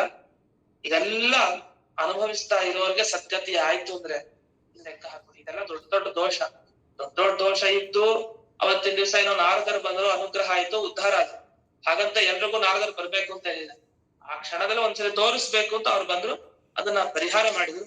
ಅದರಿಂದ ಭಗವಂತನ ನಾಮಕ್ಕೆ ಎಷ್ಟೊಂದು ಶಕ್ತಿ ಇದೆ, ಅದನ್ನ ತಿಳ್ಕೊಳ್ಳಿ ಅಂತ ಇದೊಂದು ವಿಚಾರವನ್ನ ಹೇಳ್ತಾ ಬಂದ್ರು. ಇದಾದ್ಮೇಲೆ ಈ ಕಲ್ಪವೃಕ್ಷ ಮತ್ತೆ ಕಾಮಧೇನು, ಈ ಚಿಂತಾಮಣಿ ಬಗ್ಗೆ ಒಂದ್ ಮಾತು ಹೇಳ್ತಾರೆ. ನಮ್ಗೆ ಕಲ್ಪವೃಕ್ಷ ಇದೆ ಗೊತ್ತಾಯ್ತು, ಎಲ್ಲಿದೆ ಕಲ್ಪವೃಕ್ಷ? ಈ ಸ್ವರ್ಗದಲ್ಲಿ ಹರಿವಂಶದಲ್ಲಿ ಒಂದು ಭಾಗ ಬರುತ್ತೆ ಕಲ್ಪವೃಕ್ಷದ ಬಗ್ಗೆ ಹೇಳ್ತಾ. ಕಾಮಧೇನು ಬಗ್ಗೆ ನಮಗ್ ಗೊತ್ತಿದೆ, ಅದೇನ್ ಬೇಡ, ಜಮದಗ್ನಿ ಋಷಿಗಳ ಹತ್ರನೂ ಇತ್ತು, ವಸಿಷ್ಠರ ಹತ್ರನೂ ಇತ್ತು ಕಾಮಧೇನು. ಅದು ಯಜ್ಞಕ್ಕೆ ಏನೇನ್ ಬೇಕೋ ಅದನ್ನ ಬೇಡದ್ರೆ ಸಿಗ್ತಾ ಇತ್ತು. ಅಷ್ಟೇ ಯಾಕೆ, ಇದು ಶೃಂಗಿ ಮಹರ್ಷಿಗಳು ಮತ್ತೆ ಶಮೀಕ ಋಷಿಗಳ ಮಗ ಶೃಂಗಿ ಅಂದ್ರೆ ಪರೀಕ್ಷಿತ್ ರಾಜನ ಸಂದರ್ಭದಲ್ಲಿ ಏನಾಯ್ತು, ಆ ಶೃಂಗಿ ಋಷಿಯ ಒಬ್ಬ ಮಿತ್ರ ಇರ್ತಾರೆ, ಅವರು ಶಮೀಕ ಋಷಿಗಳ ಶಿಷ್ಯ ಗೌರಮುಖ ಅಂತ. ಆ ಗೌರಮುಖ ಋಷಿಗಳಿಗೆ ಒಂದು ಮಣಿ ಹೊಲ್ದಿರುತ್ತೆ, ಅದು ಚಿಂತಾಮಣಿ. ಹತ್ರ ಬೇಡದ್ರೆ ಏನ್ ಬೇಕಾದ್ರೂ ತೃಪ್ತಿ ಪಡಿಸ್ಬೋದು. ಒಬ್ಬ ರಾಜ ಬರ್ತಾನ ಗೌರಮುಖ ಋಷಿಗಳಿಗೆ, ಸಾವಿರಾರು ಸೈನಿಕರನ್ನೆಲ್ಲ ಕರ್ಕೊಂಡ್ ಬರ್ತಾನೆ, ಎಲ್ರಿಗೂ ತೃಪ್ತಿ ಪಡಿಸ್ತಾರೆ ಒಂದು ಮಣಿ ಇರೋದ್ರಿಂದ. ಇಷ್ಟೆಲ್ಲ ಫಲ ಇದೆ, ಅದು ನಮ್ಗೆ ಗೊತ್ತಿದೆ. ಕಲ್ಪವೃಕ್ಷದ ಬಗ್ಗೆ ಪರಿಚಯ ಹೇಳ್ತಾ, ಕಲ್ಪವೃಕ್ಷದ ಏನ್ ಅಷ್ಟೊಂದು ಅದಕ್ಕೆ ವಿಶಿಷ್ಟತೆ ಅಂದ್ರೆ, ಅದು ಏನು ವಿಶೇಷತೆ ಅಂದ್ರೆ, ಈ ಹರಿವಂಶದಲ್ಲಿ ಹೇಳಿದ ಪ್ರಕಾರ ಈಗ ದೇವಲೋಕದಲ್ಲಿರೋ ಒಂದು ಪಾರಿಜಾತ ವೃಕ್ಷ, ಈ ತರ ಅನೇಕ ವೃಕ್ಷ ಇದೆ. ಕಲ್ಪವೃಕ್ಷ ಅಂದ್ರೆ ಬರೀ ಅದೊಂದೇ ಅಲ್ಲ, ಅನೇಕ ವೃಕ್ಷಗಳಿದೆ, ಅದೆಲ್ಲ ಕಲ್ಪವೃಕ್ಷನೇ, ಬೇಡಿದ್ದನ್ನೆಲ್ಲ ಕೊಡೋ ವೃಕ್ಷ. ಅದನ್ನ ನೋಡಿದ್ರೆ ಸಾಕಂತೆ ಯಾರು ಮುದುಕರೋ ಅವರೆಲ್ಲ ಯೌವನಾವಸ್ಥೆಗೆ ಬಂದ್ಬಿಡ್ತಾರೆ. ಇದು ಆ ಕಲ್ಪವೃಕ್ಷದ ಮಹಿಮೆ ನೋಡಿದ್ರೆ. ಮತ್ತೆ ಅದ್ರ ಹತ್ರ ಹೋದವ್ರಿಗೆ ಒಳ್ಳೆ ಸಂಗೀತ ಧ್ವನಿ ಕೇಳಿಸತ್ತಂತೆ. ಮತ್ತೆ ಅಲ್ಲಿ ಹೋಗಿ ಏನೋ ಸುಗಂಧ ಬೇಕು ಅನ್ಸತ್ತೆ, ನಿಮ್ಗೆ ಯಾವ್ದು ಬೇಕೋ ಆ ಸುಗಂಧದ ಅನುಭವ ಆಗತ್ತಂತೆ. ಅಷ್ಟೇ ಅಲ್ಲ, ಆ ಸುಗಂಧದ ಆ ಸ್ಮೆಲ್ ಇದೆಯಲ್ಲ, ಅದನ್ನ ನೀವು ಆಘ್ರಾಣನೆ ಮಾಡಿದ್ರೆ ಕಲ್ಪವೃಕ್ಷದ ಹತ್ರ ನಿಮ್ಗೆ ಕಣ್ಣಿಲ್ದೇ ಇರೋರ್ಗೆ ಕಣ್ಣು ಬಂದ್ಬಿಡತ್ತಂತೆ. ಮತ್ತೆ ರೋಗಗಳ ಪರಿಹಾರ ಆಗತ್ತಂತೆ. ಅದರ ನೆರಳಕ್ಕೆ ಕೂತ್ರೆ ಹಿಂದಿನ ಜನ್ಮದ ಸ್ಮರಣೆ ಬರತ್ತಂತೆ. ಅಷ್ಟೇ ಅಲ್ಲ, ಅಲ್ಲಿ ಹೋಗಿ ನಾವು ಬಯಸಿದ್ರೆ ಅದೆಲ್ಲ ಸಂಪತ್ ಕೈನಲ್ಲಿ ಬಂದ್ಬಿಡತ್ತಂತೆ. ಇಷ್ಟೆಲ್ಲ ವಿಶೇಷವಾಗಿ ಆ ಕಲ್ಪವೃಕ್ಷದ ಮಹಿಮೆ ಹೇಳ್ತಾರೆ. ಇದು ಕಲ್ಪವೃಕ್ಷದ ಗುಣ. ಸಾಮಾನ್ಯ ಕಲ್ಪವೃಕ್ಷ ಕೇಳಿದ್ದೇವೆ, ಅದ್ರ ಫಲ ಏನು ಅಂತ ಕೇಳಿರೋದು. ಅಷ್ಟೇ ಅಲ್ಲ, ಸ್ವರ್ಗದಿಂದ ಕೃಷ್ಣ ತಾನು ತಗೊಂಡ್ ಬರ್ತಾನಲ್ಲ ಸತ್ಯಭಾಮಾದೇವಿ ಜೊತೆಗೆ ಹೋದಾಗ, ಮನೆ ಅಂಗಳದಲ್ಲಿ ಸತ್ಯಭಾಮಾದೇವಿ ಅದನ್ನ ನೆಟ್ತಾಳೆ ಕಲ್ಪವೃಕ್ಷ. ಆ ನೆಟ್ಟದಾಗ ಅಂದ್ರೆ ಈ ಪಾರಿಜಾತ ವೃಕ್ಷ ಇದೆ, ಅದು ನೆಟ್ಟದಾಗ 4 ಯೋಜನ ಉದ್ದಗಲ, ಅಷ್ಟು ದೊಡ್ಡದು ಅಂತ, ಸಾಮಾನ್ಯ ಅಲ್ಲ, ಸಣ್ಣದಲ್ಲ, ಅದು ಅಷ್ಟು ದೊಡ್ಡದು. ಅದನ್ನ ಮಾಡಿದಾಗ ಏನಂದ್ರೆ ಅದು ಇಡೀ ದ್ವಾರಕೆಯನ್ನೇ ವ್ಯಾಪಿಸ್ಕೊಂಡ್ ಬಿಟ್ಟಿತ್ತಂತೆ. ಇಡೀ ಕಲ್ಪವೃಕ್ಷ ಇಡೀ ದ್ವಾರಕೆಯನ್ನ ವ್ಯಾಪಿಸ್ಕೊಂಡಿದೆ, ಅದ್ರ ನೆರಳು ಇಡೀ ದ್ವಾರಕೆಯ ಮೇಲೆ ಇತ್ತಂತೆ. ಇಷ್ಟು ವಿಷಯ ಇದೆ. ಸರ್, ಇದನ್ನೇನಾಯ್ತು, ದ್ವಾರಕಾ ಕ್ಷೇತ್ರ ಎಷ್ಟು ಪುಣ್ಯ ಅಂದ್ರೆ ಅದು ಕಲ್ಪವೃಕ್ಷಕ್ಕೆ ಸಮಾನ ಅಂತ. ದ್ವಾರಕೆ ಕಾಲು ಇಟ್ರಿ ಅಂದ್ರೆ ನಿಮ್ಗೆ ಒಳ್ಳೊಳ್ಳೆ ಫಲ ಸಿಗತ್ತೆ ಅಂತ ಇದರಿಂದ ಗೊತ್ತಾಗಿದೆ. ಅಂಥ ಕಲ್ಪವೃಕ್ಷನ ಇಡೀ ದ್ವಾರಕೆಯಲ್ಲಿ ಬೆಳೆಸಿದ್ನಂತೆ. ಅದು ಒಂದ್ಸಲ ನೆಟ್ಟಿದ್ದಕ್ಕೆ ಇಡೀ ಹರಡ್ಕೊಂಡಿತ್ತು ಅಂತ. ಅಂಥ ದೊಡ್ಡ ಯೋಜನದ ಆ ವೃಕ್ಷ ಇದು ರುದ್ರದೇವರಿಗೆ ಬೇಕಾಗಿತ್ತು. ಯಾಕೆ ಇಂದ್ರದೇವರ ಜೊತೆ ಯುದ್ಧ ಮಾಡಿ ಎಲ್ಲ ಬಂದ್ರು, ರುದ್ರದೇವರು ಅದನ್ನ ಹೇಗಾದ್ರೂ ಮಾಡಿ ತಗೊಳ್ಬೇಕು ಅಂತ ಅಲ್ಲೂ ಕೂಡ ಯುದ್ಧದ ಪ್ರಸಂಗ ಆಯ್ತಂತೆ. ಆದ್ರೆ ಕೊನೆಗೆ ಸೋತ್ರು ಅಂತ. ಆ ರುದ್ರದೇವರು ಎಷ್ಟೇ ಒಂದು ಮಾಡಿದ್ರು ಅಲ್ಲಿ ಭಗವಂತ ಅವ್ರ ಮೇಲೆ ಕಾರುಣ್ಯವನ್ನ ಬೀರ್ತ ಅಂತ ಇದೊಂದು ವಿಷಯ. ಅದ್ರ ಜೊತೆಗೆ ರುದ್ರದೇವರು ಇದನ್ನೆಲ್ಲ ನೋಡಿದ್ರಲ್ಲ, ಈ ತರ ಎಲ್ಲ ದೇವೇಂದ್ರನ ಹತ್ರ ಇರೋ ವೃಕ್ಷನ ಕೃಷ್ಣ ತಗೊಂಡು ಹೋದ, ಹೀಗ್ ಬೆಳೆಸ್ತಾ ಎಲ್ಲ ಆಯ್ತು ಅಂತ. ಹಾಗೆ ರುದ್ರದೇವರು ಒಂದು ಪಾರಿಜಾತ ವನವನ್ನ ಬೆಳೆಸಿದ್ರಂತೆ ಮಂದರ ಪರ್ವತದಲ್ಲಿ. ಬೆಳೆಸಿ ಅಲ್ಲಿ ವಿಹಾರ ಮಾಡಿದ್ರಂತೆ. ಎಷ್ಟು ಅಂದ್ರೆ ಅಲ್ಲಿ ಸೂರ್ಯ ಚಂದ್ರರಿಗೂ ಪ್ರವೇಶ ಸಿಗ್ಬಾರ್ದಂತೆ, ಆ ತರ ವಿಹಾರ ಮಾಡ್ಕೊಂಡಿದ್ರಂತೆ. ಅಲ್ಲಿ 4 ತರ ಕಲ್ಪವೃಕ್ಷ ಇದೆಯಂತೆ. ಒಂದು ಮಂದಾರ ಕಲ್ಪವೃಕ್ಷ, ಸಂತಾನ ಕಲ್ಪವೃಕ್ಷ, ಕಲ್ಪವೃಕ್ಷ ಅಂತಾನೆ ಒಂದು ಕಲ್ಪವೃಕ್ಷ, ಇನ್ನು ಹರಿಚಂದನ ಅಂತ ಕಲ್ಪವೃಕ್ಷ. ಏನಂದ್ರೆ ಅವುಗಳಿಗೆ ಇಡೀ ಬ್ರಹ್ಮದೇವರ ಕಲ್ಪ ಇದೆ ಅಂತಲ್ಲ ಕೊನೆವರೆಗೂ ಇರುತ್ತಂತೆ ಆ ವೃಕ್ಷಗಳು, ಅಷ್ಟು ವಿಶೇಷ ಅದೆಲ್ಲ. ಈ ಕೃಷ್ಣ ಯಾವಾಗ ಪಾರಿಜಾತವನ್ನ ಕಿತ್ತದಾಗ ಅವಾಗ ಪಾರಿಜಾತ ದೇವತೆ ಕೈ ಮುಗಿತಾನಂತೆ, ಕೈ ಮುಗಿದು ಕೇಳ್ತಾನಂತೆ ಏನಂತ, ಅಲ್ಲ ನನ್ನ ರಕ್ಷಣೆ ಮಾಡು ಅಂತೆಲ್ಲ ಕೇಳ್ತಂತೆ. ಯಾಕೆ ನಮಗೆ ಕಲ್ಪ ಆಯುಷ್ಯ ನನ್ನ ಕಿತ್ಕೊಂಡ್ಬಿಡ್ತಾ ಇದೆಲ್ಲ. ಒಂದ್ ವೃಕ್ಷ ಕೀಳೋದು ಅಂದ್ರೆ ಏನರ್ಥ, ಆ ಪ್ರಕೃತಿ ಇದಕ್ ಹಿಂಸೆ ಆಯ್ತಲ್ಲ, ಅದಕ್ಕೆ ದೇವರಂತಾನೆ ಕಿತ್ತಿರೋದ್ ನಾನ್ ತಾನೆ, ಭಯ ಏನ್ ಪಡ್ಬೇಡ, ಇನ್ನು ಜಾಸ್ತಿನ ಆಯುಷ್ಯ ಬೇಕಾದ್ರೆ ಕೊಡ್ತೀನಿ, ಮೋಕ್ಷಕ್ಕೆ ಕಳಿಸ್ತೀನಿ ಅಂತ, ಭಯ ಬೇಡ ಅಂತ. ಹಾಗಾದ್ರೆ ಏನಂದ್ರೆ ಭೂಲೋಕದಲ್ಲಿ ಪಾರಿಜಾತ ವೃಕ್ಷ ಬಂತು ಅಂತಾದ್ರೆ ಎಷ್ಟು ವಿಶೇಷ. ದೇವೇಂದ್ರ ವಸ್ತುತಃ ಯಾಕೆ ಯುದ್ಧ ಮಾಡಿದ್ದು ಅಂದ್ರೆ ಭೂಲೋಕ ಸ್ವರ್ಗಲೋಕ ಆಗ್ಬಿಟ್ರೆ ನಾಳೆ ದಿವ್ಸ, ಅದಕ್ಕೋಸ್ಕರ ಈ ಪಾರಿಜಾತ ವೃಕ್ಷ ಭೂಮಿಗೆ ಹೋಗ್ಬಾರದು ಅಂತ ಇತ್ತು. ಅದೇ ಪರಮಾತ್ಮ ಅಂತ, ನೀವ್ಯಾಕೆ ಸ್ವರ್ಗಲೋಕ ನೀವ್ ಅನುಭವಿಸ್ತಾ ಇದ್ರಿ, ನೀವ್ ಮಾತ್ರ ಭೂಲೋಕದಲ್ಲಿರುವ ಜನರಿಗೂ ನಾನು ಸ್ವರ್ಗ ನಿರ್ಮಾಣ ಮಾಡ್ತೇನೆ ಅಂತ. ಅದಕ್ಕೋಸ್ಕರ ಭಗವಂತ ತಾನು ಅವತ್ತು ಕೃಷ್ಣ ಅವತಾರದಲ್ಲಿ ಆ ಸತ್ಯಭಾಮ ದೇವಿ ಬಯಸಿರೋ ತರ ನಾಟಕ ಮಾಡಿ ಕೆಳಗಡೆ ಬಂದು ವಿಶೇಷವಾಗಿ ಸ್ಥಾಪನೆಯನ್ನ ಮಾಡದ ಅಂತ ಇದೊಂದು.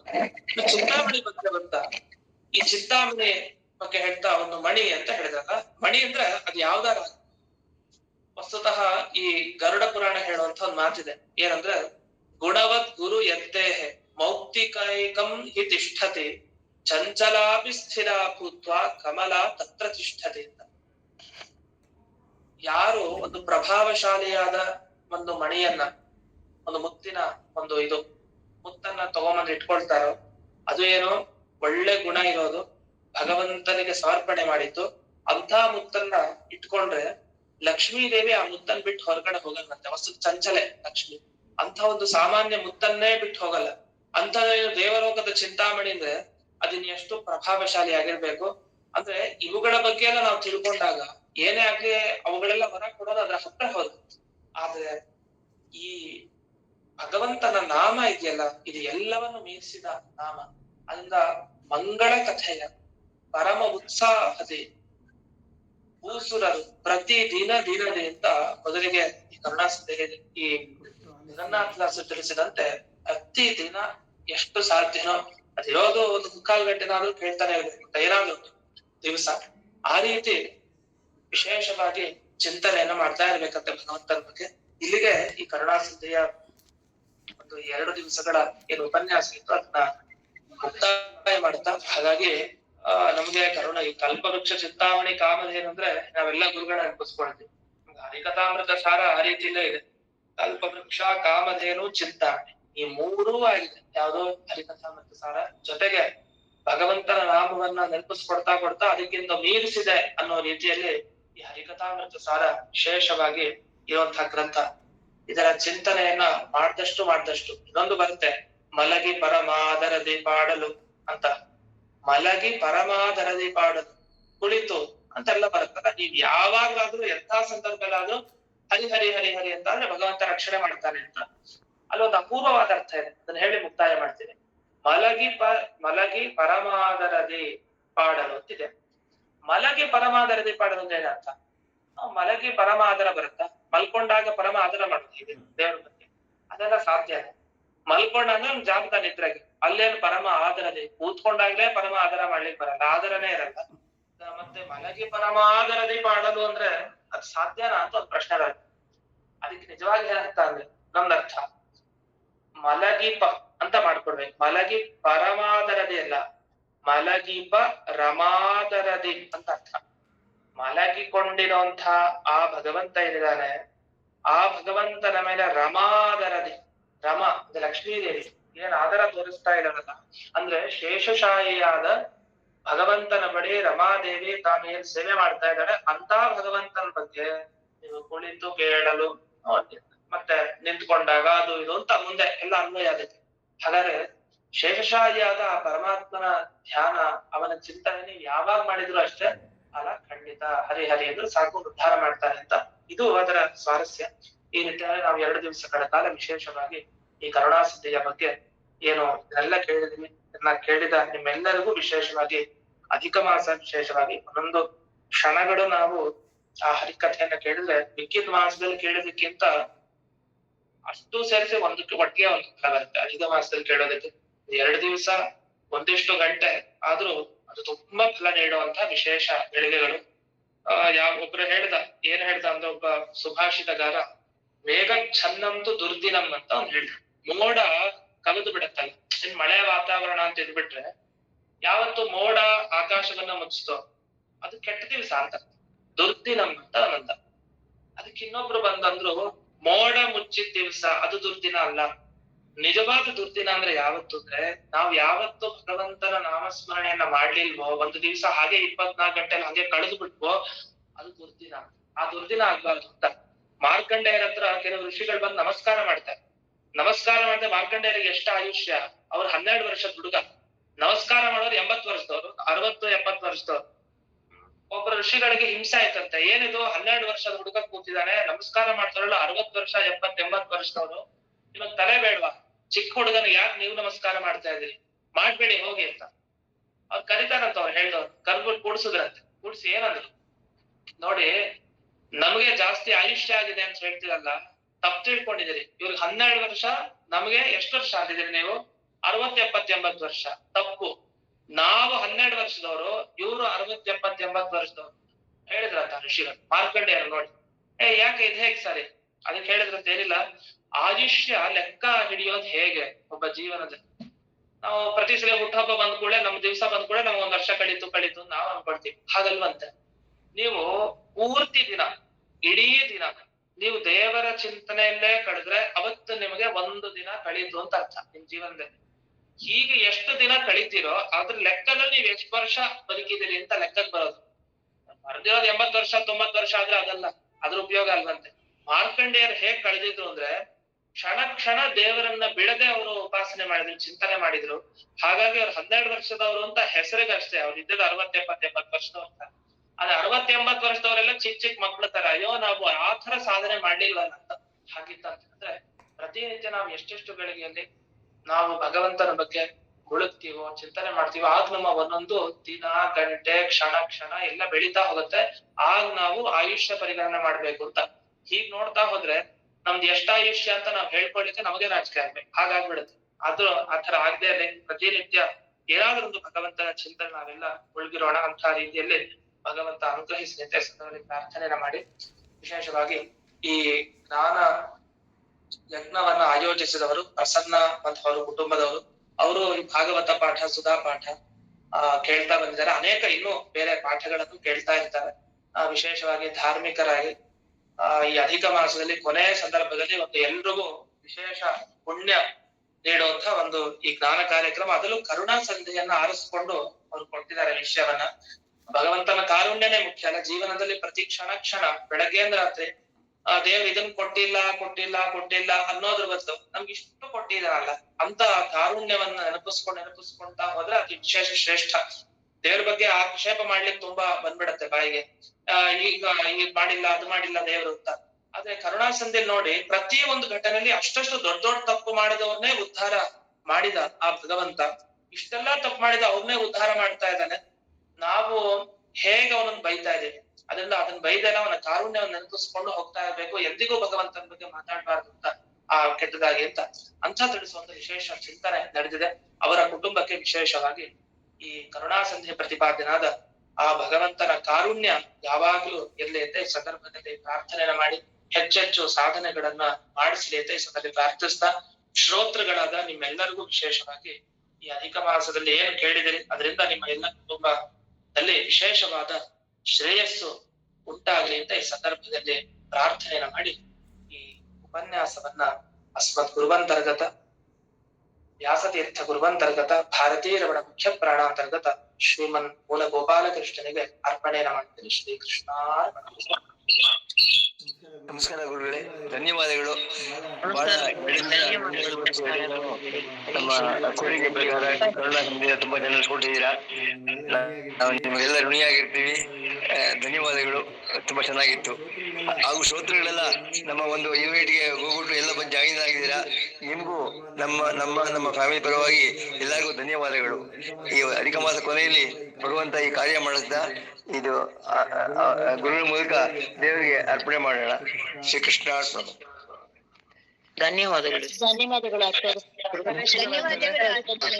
ಆಚಾರ್ಯರಿಗೆ ಮತ್ತೆ ನಮಸ್ಕಾರ. ಧನ್ಯವಾದಗಳು ಆಚಾರ್ಯ. ಕರುಣಾ ಸಮುದ್ರ ಕರುಣಾಮಯಿ ಕರುಣಾ ಸಮುದ್ರ.